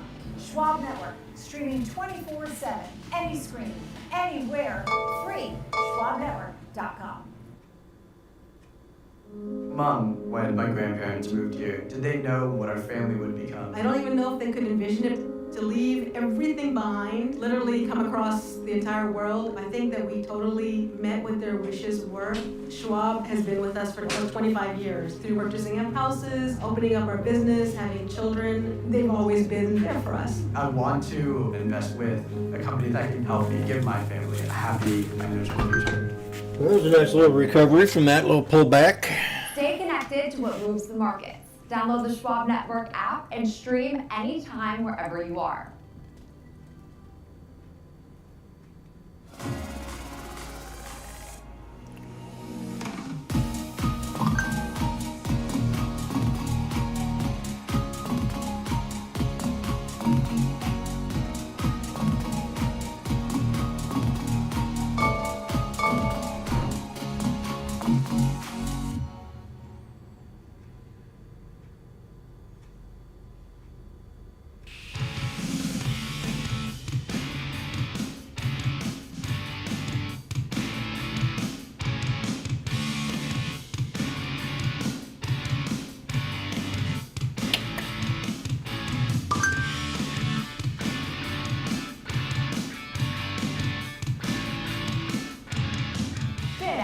It's 3 p.m. on Wall Street, and this is Market on Close. I'm Marley Caton, coming to you live from our Chicago headquarters. Power hour, baby. Is coming to you live from the floor of the New York Stock Exchange. Let's take a look at what is coming up on today's show.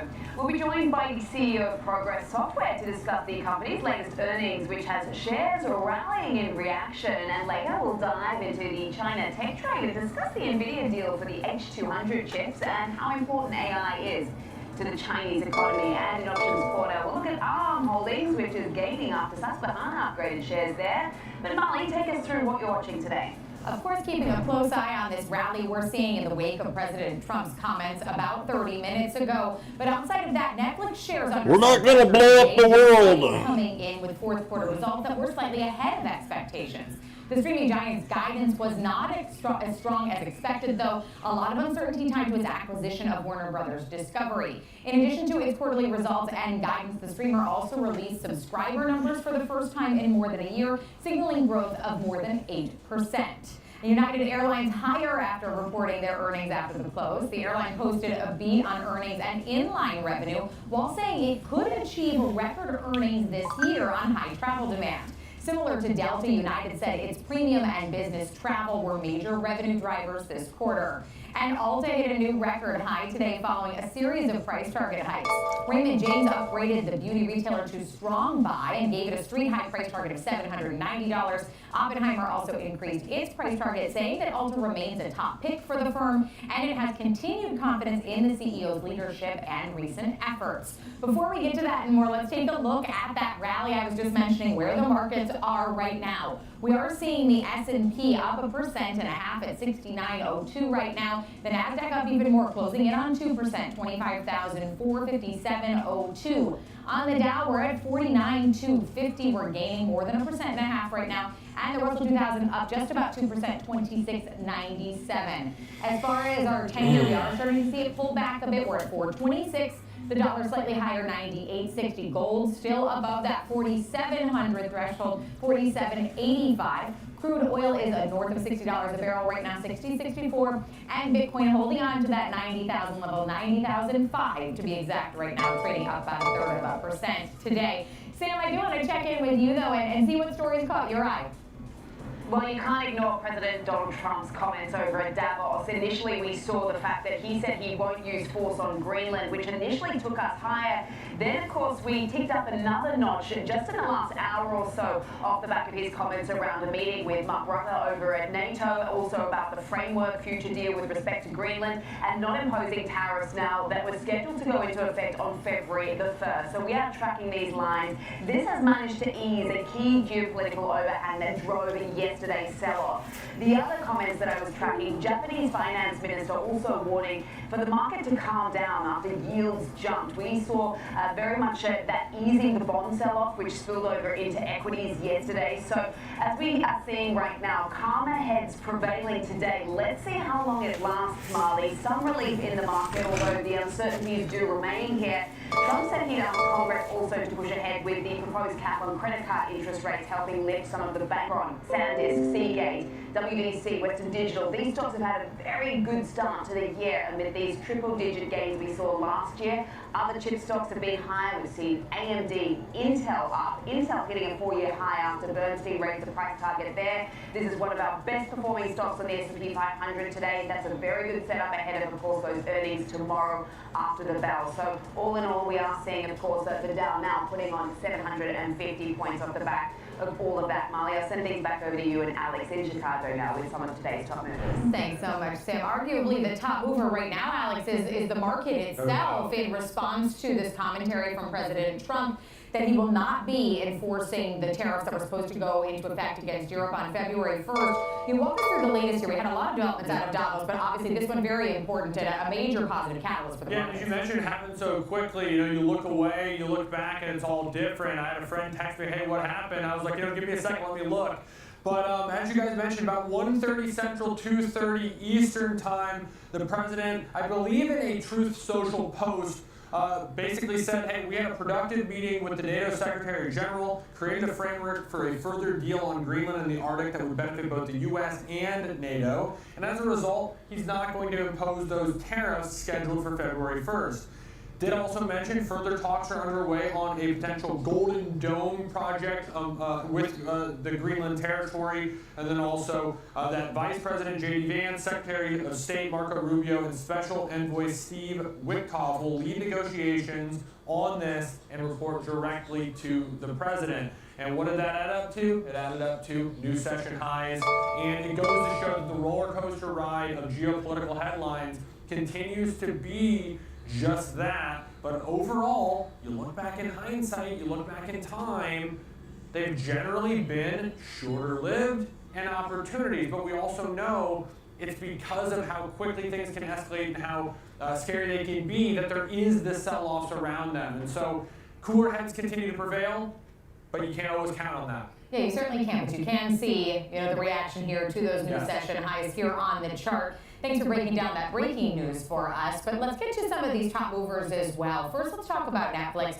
Under pressure, they had a new 52-week low today following what wasn't a bad report. There's just a few pieces in there about the cost of doing business and the cost of being Netflix that are maybe raising some concerns. Yeah, I would say too, as the day's gone on, as the market's recovered, Netflix has largely done just that. Last I checked, it was down about $2. Well, that's a lot better than the $8 or so that it was down to start the day. So really recovering about 2.8%. I would say Netflix investors would largely consider this a win based on where the open was in that initial reaction. So well inside the expected move at this point, better than expected EPS, better than expected revenue.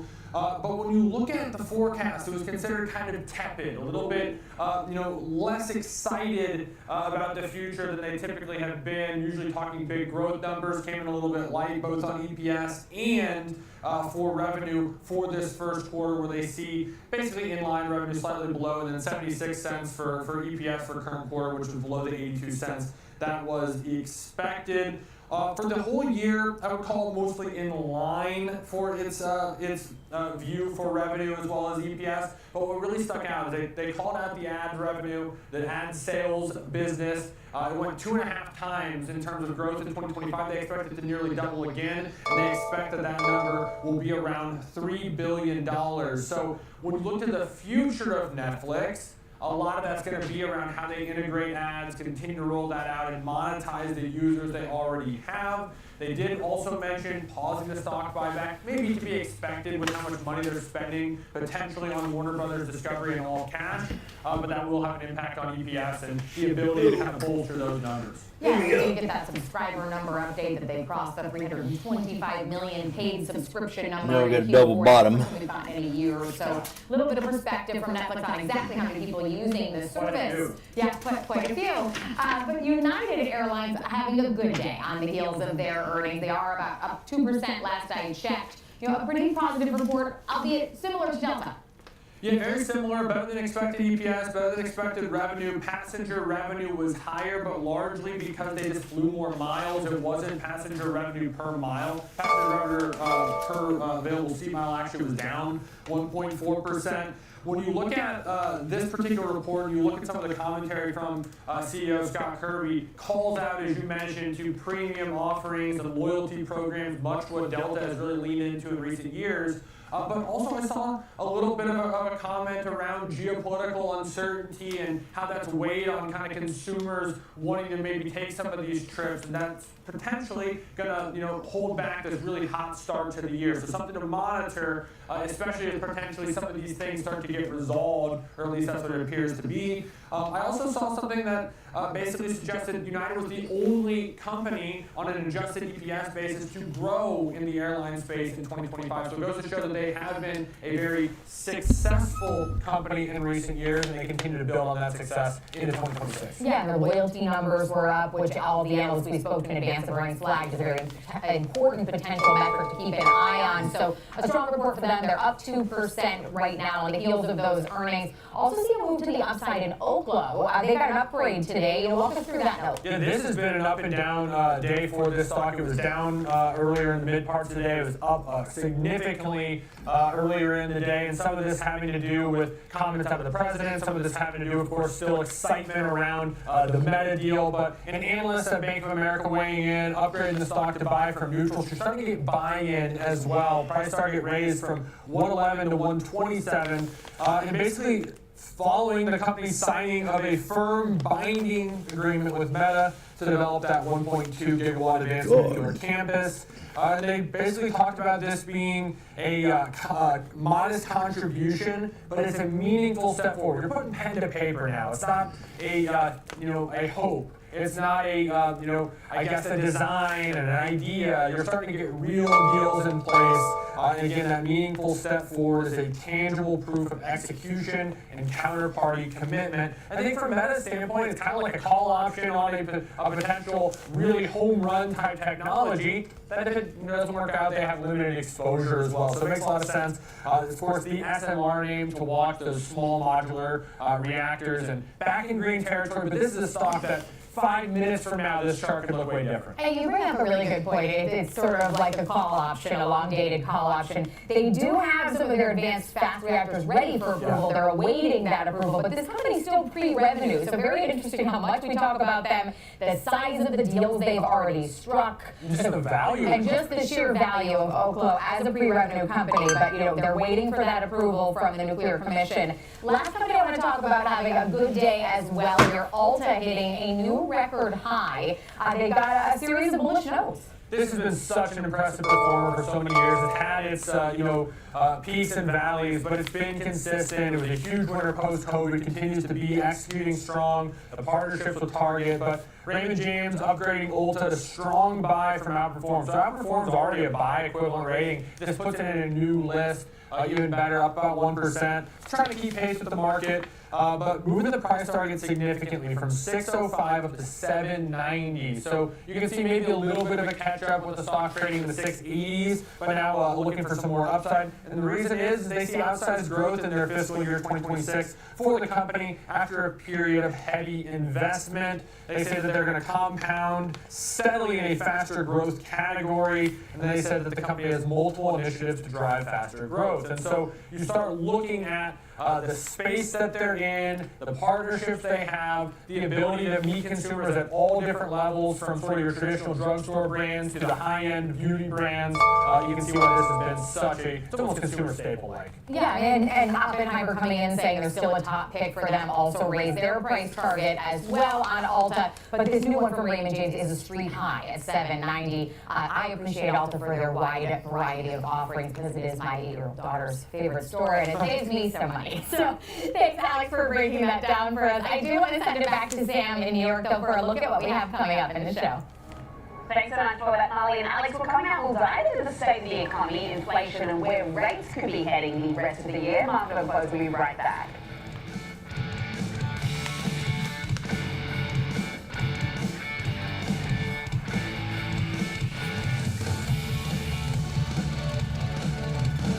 Hey, investors, you know the market moves, and Schwab is here to help you move with it. So, whether you're buying, selling, holding, or planning, whether you're ETFing or 401k'ing, saving, spending, or even retiring, you can count on Schwab for market insights, live support, powerful trading platforms, and 400 branches. All at your service, all so you can invest your way.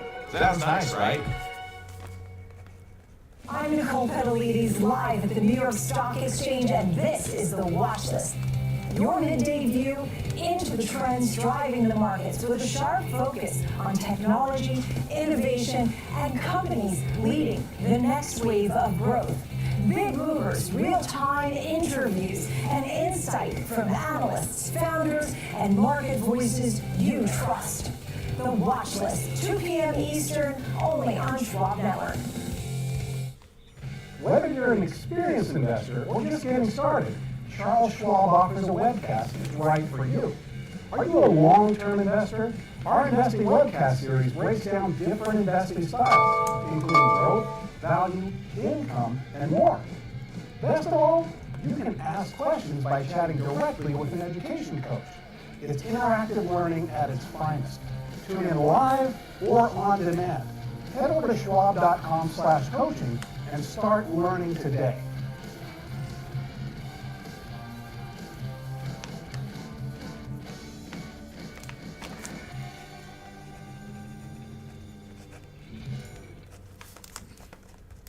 Real-time access, data-driven analysis, from U.S. equities to global macro matters. Schwab Network connects the dots. Watch live, subscribe free at schwabnetwork.com.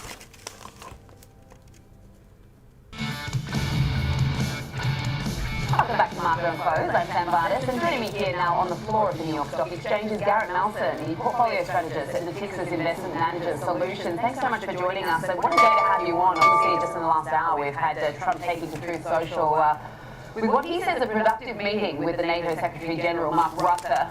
What's interesting about this is he says that the to have formed the framework for a future deal with respect to Greenland, which is something obviously we were tracking that helped lift stocks initially today, not wanting to use force here, but also the fact that he won't be imposing tariffs that were scheduled to go into effect February 1st. Now, some might call this taco, I don't know, but the Dow is up 700 points. What do you make of it?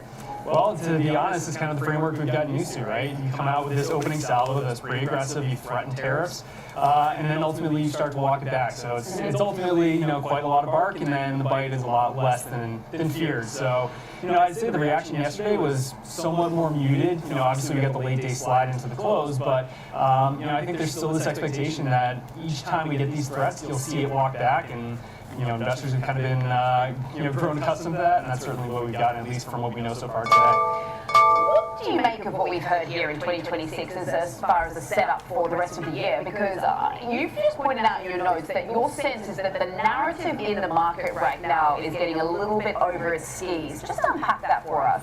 Yeah, I think it's pretty similar to how we entered 2025, to be perfectly honest. We've had quite a sharp reassessment of the growth outlook. I think a lot of that hinges on the big beautiful bill and the potential fiscal impulse from that. We tend to be a little bit more cautious on the implications. I think it's helpful for growth, but when you think about the tax cuts, they're certainly skewed towards upper incomes that are more likely to save and potentially invest those dollars. Lower incomes are certainly concerned about, growth prospects and labor market prospects. And so I think that speaks to the fact that, a large portion of that's probably likely to be saved or invested than actually spent. So that boost to growth is probably a little bit more limited. And on the capex front, you can make the tax policy more conducive for investment, but it comes down to the growth backdrop. And so ultimately, I think what we're seeing is a little bit of excessive optimism on the implications of that growth backdrop, a little hope for a boost from lagged effects from rate cuts. But from our perspective, I think we're probably settling into an environment where growth is likely to be more closer to trend, say high ones, low twos, than maybe upper twos. Okay, interesting you say that on the fiscal side of the equation, because you perhaps suspect that some of the tax rebates or money more in the pocket of the households is going to be saved or put in an investment.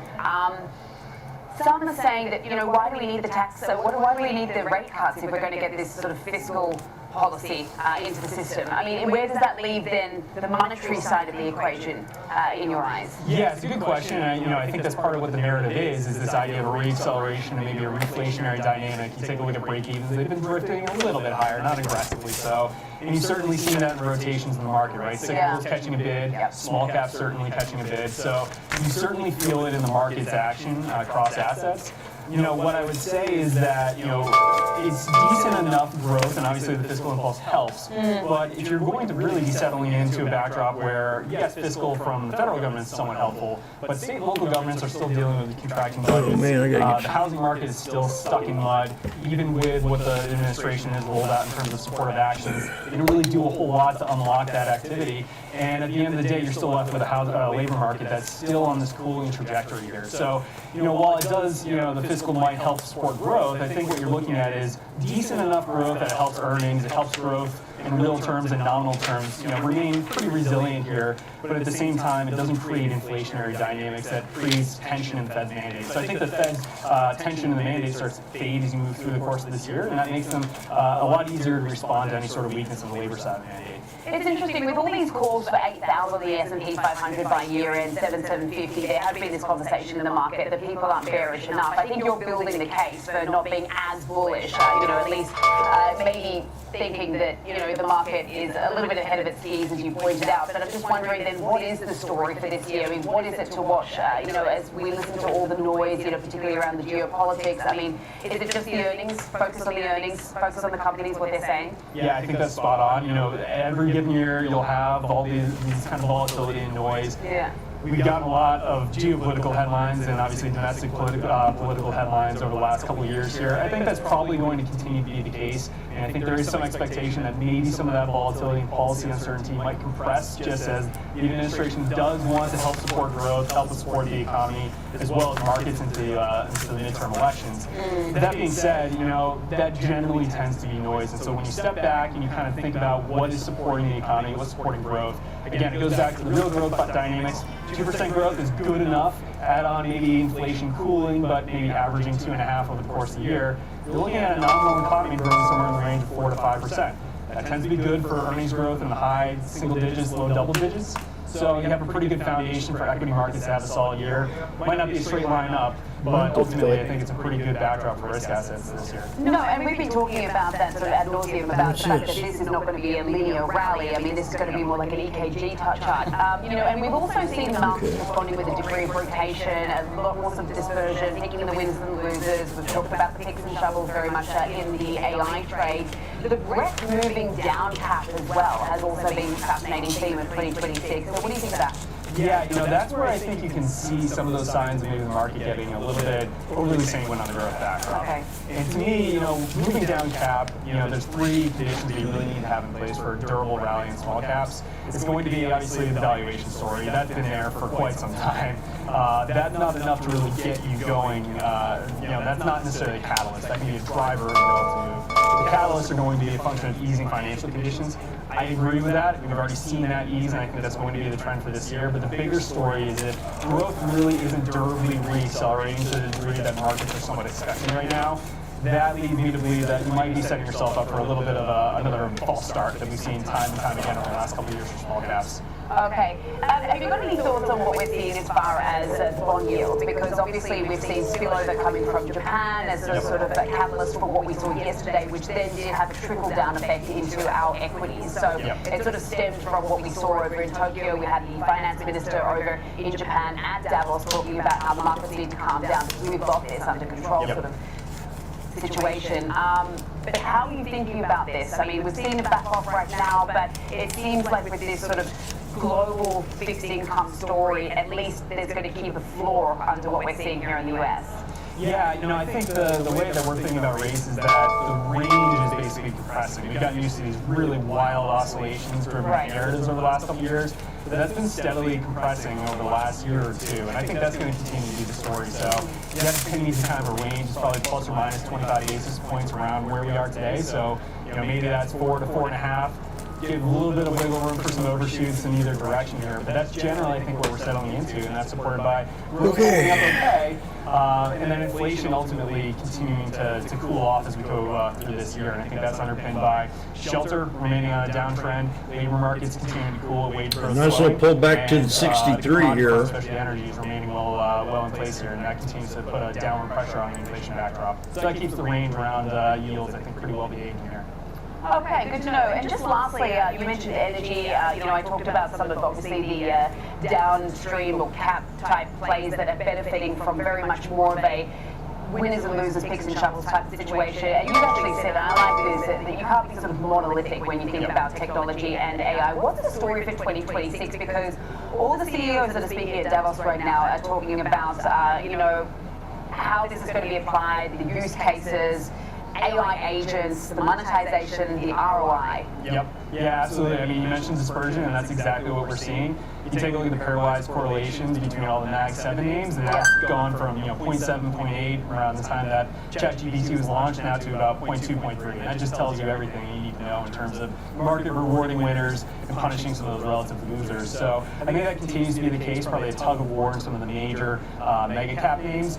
That opens up the opportunity, though, I think, to benefit by digging into some of those picks and shovels names. So the beneficiaries or the receivers of those CapEx dollars, I think where there's still opportunity. We know that CapEx is going to continue. So from our perspective, high level, I think it makes sense to maintain maybe that market weight exposure to the tech complex, but maybe open up opportunities for active management to kind of pick some of those winners and losers. And from a kind of a macro asset allocator's perspective, equal weighted tech, I think, is an area where maybe that gives you the opportunity to shy away from some of those mega caps that will play tug of war and benefit more directly to some of those names that are going to benefit from that incremental CapEx spend. All right, bit of diversification. Exactly. Love your insights. Thank you so much for joining us. Really appreciate it, Garrett. And come back to do it again soon, please. Garrett Nelson, who's the portfolio strategist at Texas Investment Managers Solutions. Marley, I'll send things back over to you for now.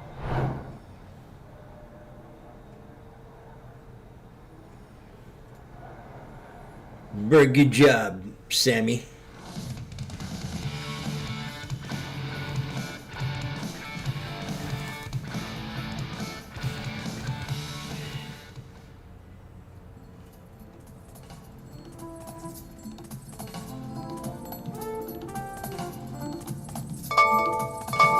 Dude.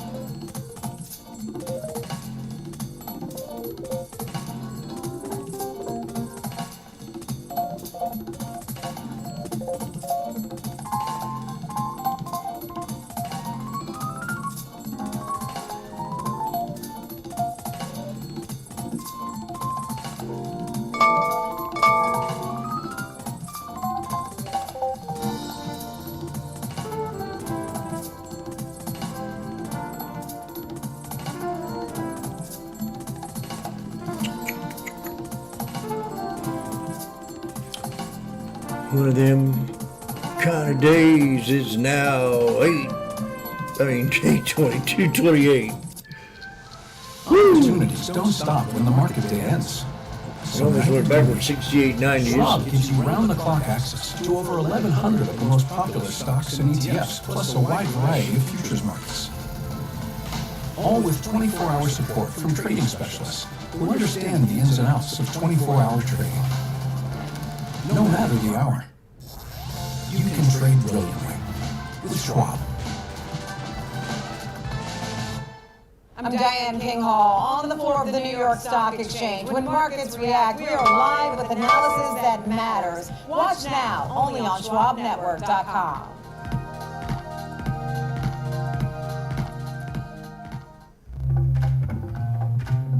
Sometimes, you could have done better. Same goes for where you invest. Very good. Level up and invest smarter with Schwab. Welcome back to Market on Close. I'm Marley Caden alongside Sam Bottis in New York. Shares of Kraft Heinz under pressure today, trading down more than 6% after a regulatory filing disclosed that Berkshire Hathaway may start unloading some of its 27% stake in the company. Whoa. Berkshire Chairman Warren Buffett first got into Kraft Heinz back in 2015. Last year, the company had to take a $3.76 billion write-down on its stake, which it may be exiting entirely. Shares currently down to the lowest levels we've seen Write since down. March of 2020. They are 70% That's lower bullshit. since 2015 when Berkshire entered into its position. Let's take a look at some of Berkshire's other holdings, its top holdings. Apple up on the day. American Express having an even better day in the wake of some of this commentary from President Trump, up 2 1/3%. Bank of America also higher on the day. Coca-Cola moving to the upside, and Chevron moving along with some of the oil and gas energy names also higher on the day here as well. I do want to bring Sam back into the conversation, change gears here, bring in our next guest. Joining us now, Yogesh Gupta, the CEO of Progress Software. It's wonderful to see you, Yogesh. I know that you just had some incredible earnings, and we'll get to those in just a moment. But before we do that, would you mind telling our viewers just a bit about your company? Absolutely, Marty. Good to be on again. As you know, Progress is a leader in AI infrastructure software. We power the businesses of over 200,000 companies, large and small, who use our software products to run mission-critical aspects of their business. Our products range from how do you use and leverage data for your business and AI needs, to how do you build great user experiences and deliver amazing digital experiences to both your internal as well as your external audiences, your customers, your partners, and others. And at the same time, how do you reliably and confidently and securely run all the infrastructure that you need to run to get your business to run? So we are an extensively diversified infrastructure software company that is AI powered.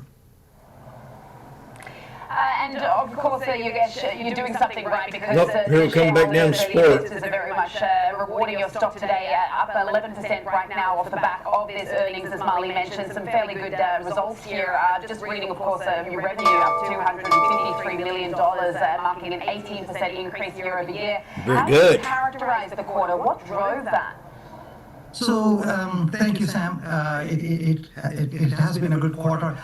What drove the top line growth was we made an acquisition last year of ShareFile, which is a really phenomenal product that serves the needs of, again, businesses large and small, and is a content-centric workflow product. It helps businesses run their business workflows and leverage content to do so in a very secure, reliable, automated way, and thereby saving folks time and money. And we have, over the last 2 years, invested in it, ShareFile, before even we acquired it, and since in AI capabilities. And so that has been the primary driver of growth in terms of year-over-year revenue.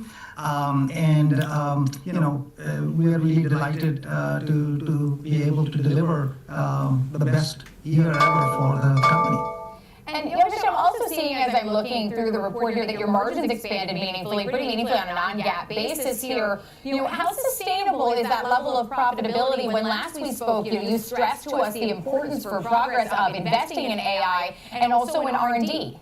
Yeah. So, Molly, you're absolutely right. We have continued to invest in R&D, right? We have continued to invest in AI. What we have done is that our entire 900 plus size engineering organization has begun to, and has been over the last 12 to 18 months, leveraging AI tools to get better at what they do. They are delivering amazingly rapidly new capabilities, both AI and regular updates and capabilities and features that our customers are looking for. And by doing that, we're able to keep the R&D expense in check. I mean, if you look at it year over year, FY25 and FY24, the R&D expense as a percentage of revenue is exactly the same. So, and the reason why we were able to do that is because it is the efficiencies that we're gaining ourselves from leveraging AI is helping us invest back in AI, right? So I think we see this as a virtuous cycle. And we see our ability to continue to accelerate our product portfolio innovation while at the same time sustaining margins, as you noticed, of 39% as we've guided for FY26. Yogesh, your name of your company has software in the title. It has been struggle street, to say the least, for your sector recently. I mean, you can see it reflected in the stock price of a number of companies within this industry. And obviously this comes at the risk of AI. I'm just wondering, when you think about the evolution of artificial intelligence and the impact that it's having on your sector, how do you respond to that? So, Sam, I think really, really good question. I think there is this fear out there that AI is going to disrupt software. Now, I can only speak to enterprise software, right? Software that businesses use. And when you think of business software, actually, I see AI as an opportunity, not a risk. And why do I say that? Right? Business software is mission critical, is used for businesses to run their day-to-day work. And what they are looking for, in addition to great products, is a combination of reliability, security, dependability on someone who is going to be there and address their issues when they arise. And every business has issues. No software you can create has zero issues. And in fact, one of the challenges with AI software is that it creates extremely large amounts of code very, very rapidly. It's very hard to debug at scale. It is very hard to truly demonstrate 99.99% reliability at scale. It is very hard to make sure that it has no vulnerabilities, because code scanning products that look for security vulnerabilities are unable to find some of the deeper issues and security issues that are showing up in AI-built software.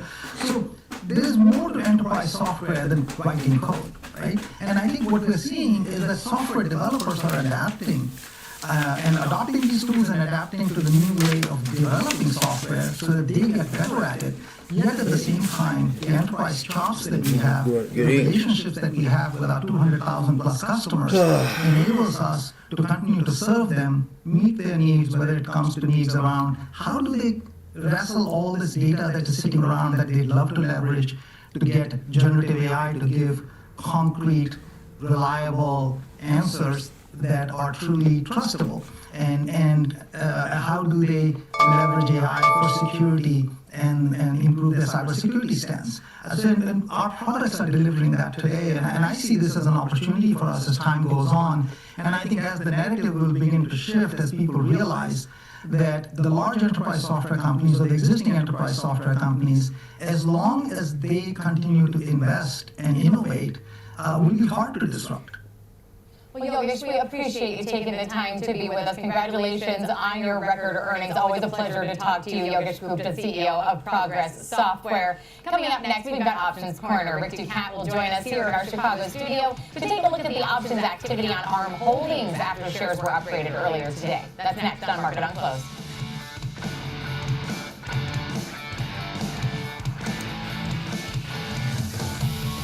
Kick off the morning with the data and the decisions moving markets. Morning Trade Live breaks down the macro moves driving the price action, from Fed policy to global growth to inflation prints and geopolitical risk. Smart, fast and always live from Wall Street to your screen.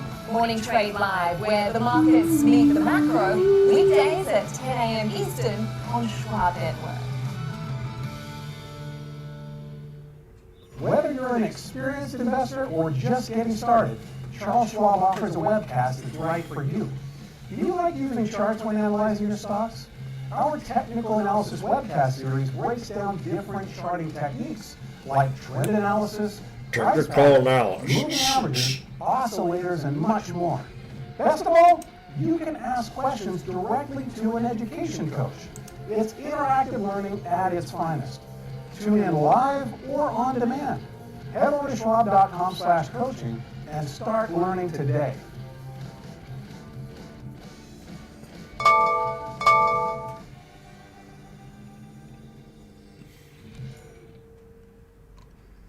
I'm Kevin Green, and I track options flow daily, identifying who's buying, who's selling, and how it's going to impact the markets. Watch live on Schwab Network at schwabnetwork.com.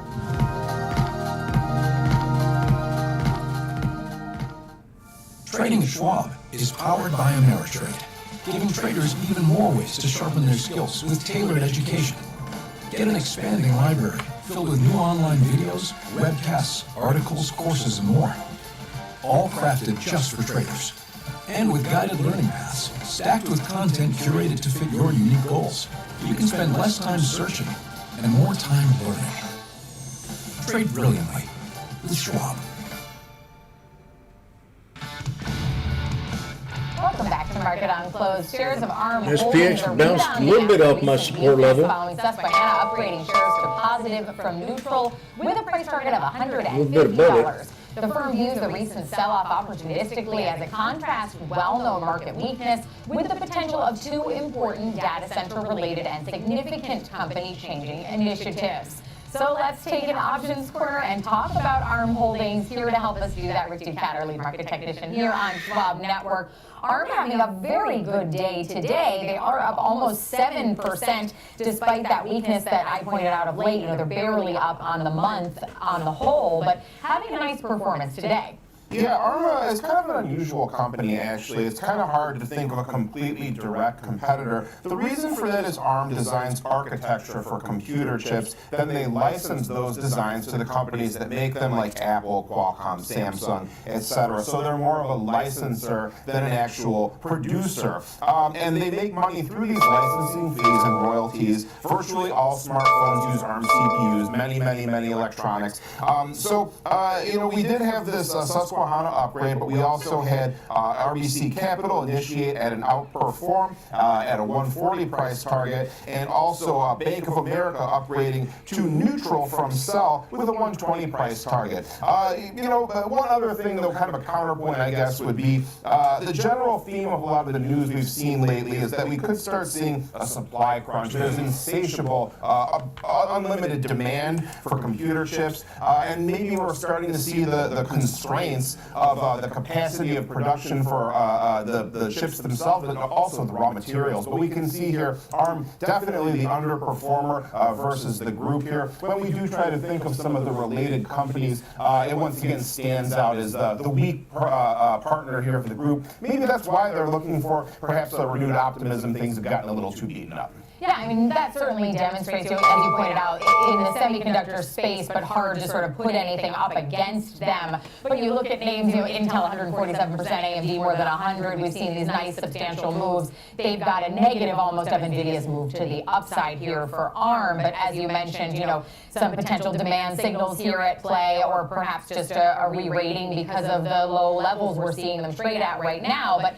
they are coming into earnings February 4th, so they do have a potential catalyst coming out. As we look at ARM's technicals just on their own, you know, I mentioned some of that weakness we've seen over the last 6 months, and there it is in that channel. But, you know, what is this setup as we come into these next few weeks before their earnings? Right, so as we start to see prices accelerate to the upside, we are indeed breaking out from this trend line that you pointed out here. So starting with these highs that we saw near 183 connecting, subsequent highs, we've started to push beyond that. And when you kind of couple these two lines together, it gives you kind of a rising wedge type of pattern here. Typically, this is regarded as more of a bullish setup. So what we had was a fairly rapid decline decline off of those highs where we retreated to this supportive area near 102. You can see that was around where we had this gap as well as a notable low point after the tariff news shock kind of settled down a little bit. So we made our retreat to this prior support. Now we are starting to rally once more. So also when we look here, we can see our moving averages. We are starting to cross above the faster ones, the blue weekly, the teal monthly, exponential moving averages. Those come in at 109 and about 114 respectively.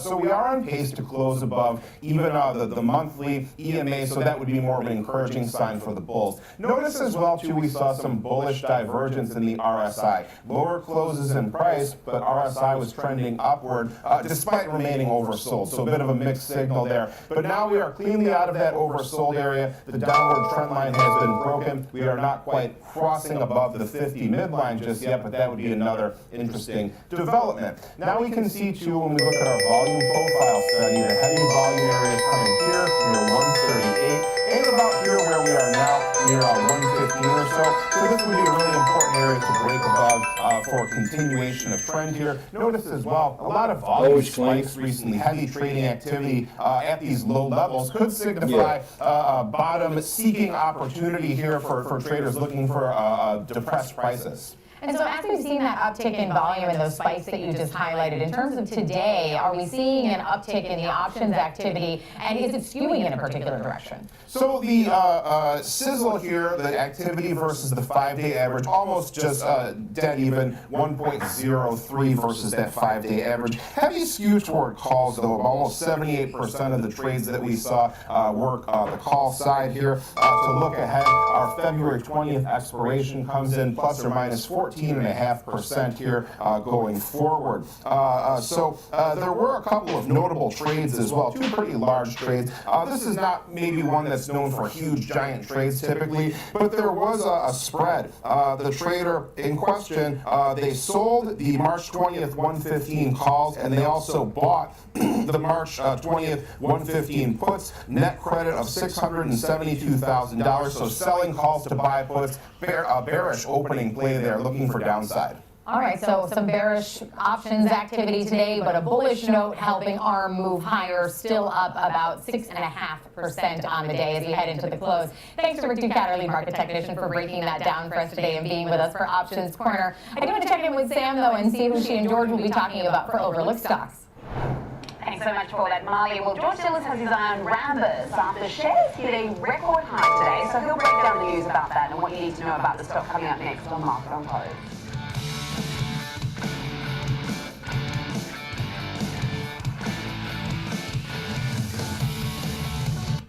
Whether you're an experienced investor or just getting started, Charles Schwab offers a webcast that's right for you. Are you an active trader? Our active trading webcasts are designed to help you develop a deeper understanding of technical analysis, options, futures, and more.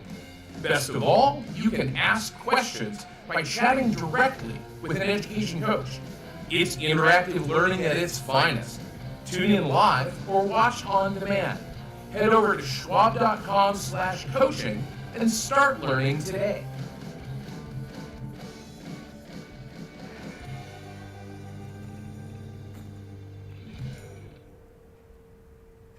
I'm Jenny Horn. We go beyond the headlines, tracking the trends, sector moves, and fundamentals shaping the markets in real time.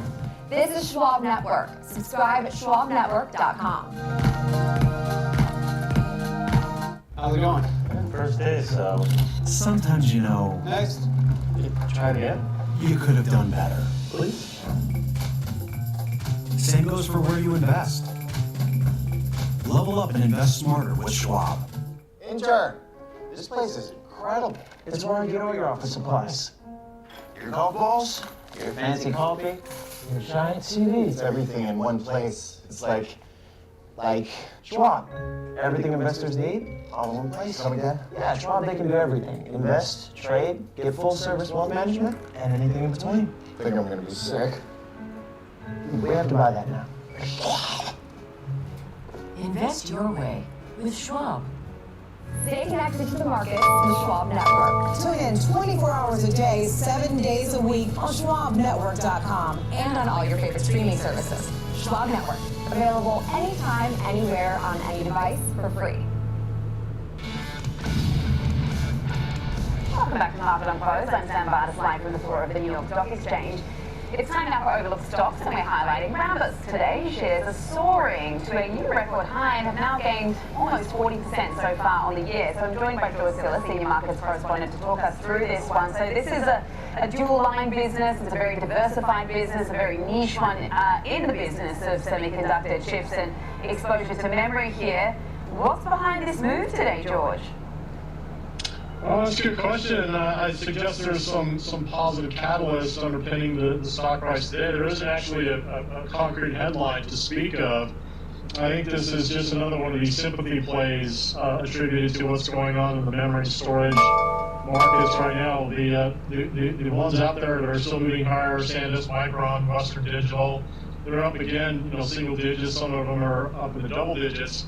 Also notice companies like Intel and AMD are having a great day as well. So Rambus is in that same sympathy camp with the memory companies as well as the CPU companies, because as you mentioned, it has a dual stack business. It has basically memory chip architecture and design, but it also licenses a lot of technologies. So basically it's a patent portfolio of technologies that are all surrounded around memory chip interface, silicon intellectual property, and design-based technologies. And really remarkable move today, but again, absent catalyst. The only catalyst I could see as a possible rationale behind the move is in sympathy with the rest of the other group that I mentioned. But I also found that if you look at the filings, the 13G filings for the company, BlackRock actually announced at the end of Q4 last year that they have about a 14% stake in Rambus. It is a company that, again, fits in this memory stack aspect of artificial intelligence and data center and high-performance computing. Its technologies are really used for reducing latency, reducing, again, energy usage, 10 more as well minutes. as improving thermal connectivity in the memory stack space. But this is essentially a company that's trending, I suggest, with the rest of the group. And it's growing pretty substantially, even looking at the profitability profile of the business in the last year. We're talking about 28% net income margins, which are about 1,300 basis points higher than their 5-year averages. Gross margins, 81%, and that speaks to the licensing revenues the company generates. But nonetheless, really remarkable move today, really absent any concrete catalyst. Like I said, I mentioned the one based on what BlackRock ownership stake revelation was going back to the end of last year.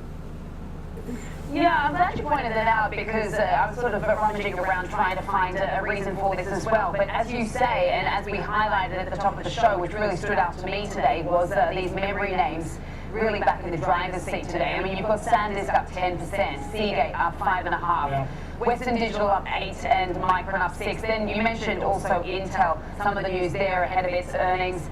Bernstein with a price target boost there as well. So it does very much look like whatever has been working, that's what people are sort of piling back into today as we're seeing sort of more risk on, a bit of relief over sort of the geopolitical risk premium, at least for now. But talk to us about this business. I mean, anything else stand out to you? Because I know you and I have actually discussed this one before, and it's quite interesting in terms of its diversification of its business, particularly with respect to its exposure to the auto business as well. I mean, has any of that changed as far as the outlook for this business with that particular segment, given some of the forecasts and outlook for the auto patch this year?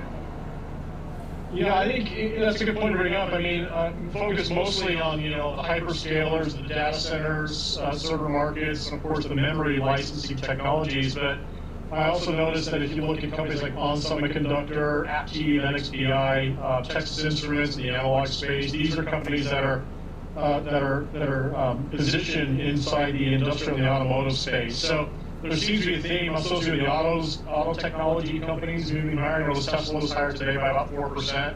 But nonetheless, Rambus does sell their licensing technologies to automotive end markets. And I think that's still a positive catalyst. So it's well diversified its position right now, really in the industrial stack with the automotives, but also in the memory storage markets, which we know are still very hot. right now. It seems to be too that, I just noticed there seems to be that divergence right now as well. And the CPU chip technology companies, AMD and Intel, are just continue to move higher. And some of the GPU companies, if you look at Broadcom, NVIDIA, which is higher today, but nonetheless, these are a couple of companies that have not performed well in the last couple of months. So the market may be positioning a different narrative, attributing to CPUs and memory versus the traditional GPU technology side. Anyway, that's just something I noticed in the context of the overall semiconductor names, because not all of them are performing equally well. Some of them continue to lag, including Broadcom. Yeah, you raised an interesting point there. We've got Broadcom down 1.2%. It very much seems like there are segments of this AI story, and technology is not moving in lockstep, particularly in days like this. It's very evident. Hey, George, thanks for getting us across Rambus today, rallying 14% right now. Really appreciate it. I'll send things back over to you, Marley.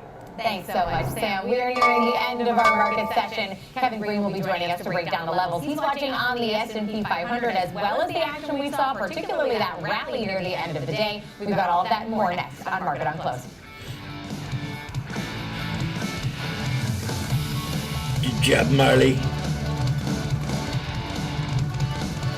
Real-time access, data-driven analysis, from U.S. equities to global macro matters. Schwab Network connects the dots. Watch live, subscribe free at schwabnetwork.com.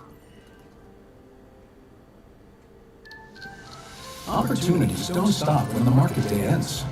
So neither do we. Schwab gives you round-the-clock access to over 1,100 of the most popular stocks and ETFs, plus a wide variety of futures markets.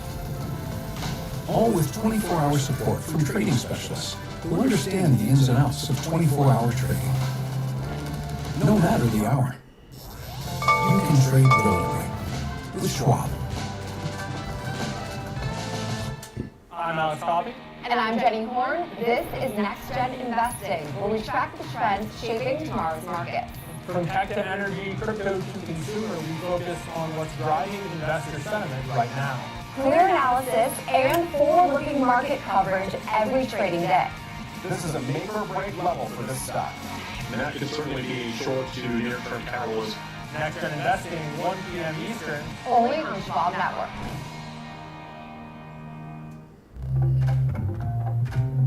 Sometimes, you could have done better. Same goes for where you invest. Level up and invest smarter with Schwab. Morning Movers brings traders the biggest headlines to start the day, from volatile overnight swings to the earliest analyst calls. Get your watch list ready. 8 a.m. Eastern, Morning Movers, only on Schwab Network.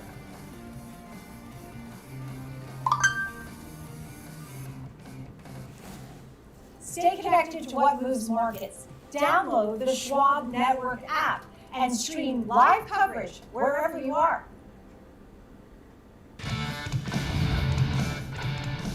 We're back here on Market on Close. I'm Sam Bartas on the floor of the New York Stock Exchange alongside Marley Caden in our Chicago headquarters. We've just got a few minutes left in today's session where we've seen a rebound. Let's welcome in Kevin Green, Senior Markets Correspondent, to help close out the session. And obviously this has been powered by President Trump's comments starting from earlier in the day with respect to obviously using force on Greenland, and then now some updates on the tariffs. We've obviously had some remarks around going to 50K as well, seeing the stock market double. The dip was peanuts, according to the president. Just talk us through the price action today, KG.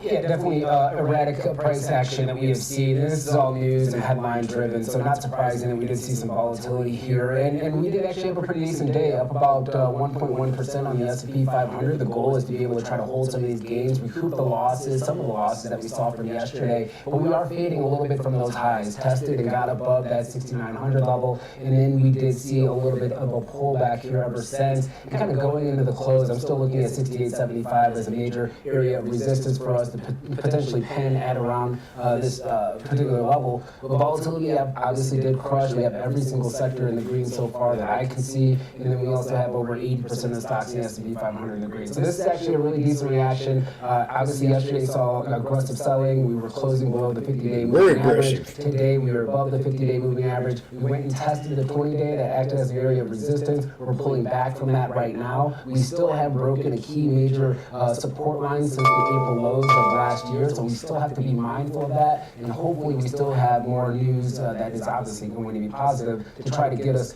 to new highs here. I'm still a little bit skeptical around this move for now. I think this is more of a dead cat bounce, more of a short covering rally, and I think the market really wants to see additional action, additional commentary from Denmark and the EU in order to solidify this move. As you can see, yields did move to the downside, but we're still higher than where we were at yesterday, and I think that's a telltale sign that we're still maybe a little bit in the weeds when it comes to this geopolitical risk regarding Greenland and NATO as a whole. And KG, you did mention the VIX crush today. We might be looking at a dead cat bounce here in terms of the action we're watching right now. What levels specifically are you keeping an eye on into tomorrow's trading that's going to indicate to us one way or another which direction you think we're moving? Well, if you're looking at it from the S&P 500 standpoint, if you can reclaim that 20-day moving average and get back into this kind of structure, if we're looking at the longer-term time frame chart, 20-day moving average I think is going to be key for us to be able to try to close the Ascending triangle. At least for now. The MACD is still in a bearish formation. RSI is trying to kind of hinge here in a bullish formation. We'll see if we have some follow-through. But I think the 20-day is going to be the key level. And even if we go back and retest, it's about closing that level at the end of this week, and I think that's going to be critical. If you're looking at the VIX, I'm not so focused on a particular level for the VIX itself. I'm really focusing on the spread. We had this backwardation where the VIX minus the VIX futures contract, if you're looking at the G contract for the VIX futures here, that's because of the roll. We were in backwardation. Now that's starting to back off. Normalizing that VIX curve, I think, is another sign that we may be seeing, once again, a little bit of a bounce, but also maybe confirming that near-term fears are starting to get back out of this market. So a lot of different ingredients for us to try to get bullish, but I still would be a little bit cautious and skeptical of this move, given the seasonality that we have. Well, that went fast. Going into February. I'm seeing that all the sectors are in the green right now, but what do you make of what? All the sectors are in the green right now after all the sectors were in the red yesterday. Okay, well, I'm going to get out of here. I got to go see my accountant. I missed going there yesterday. I decided to go to bed. So I'm going to run over and do that real fast and then come back. So everybody have a great day. I had a good day today. A real good day. Better than usual. And only had 4 trades. Five trades. So we'll see you later. Yabba dabba doo.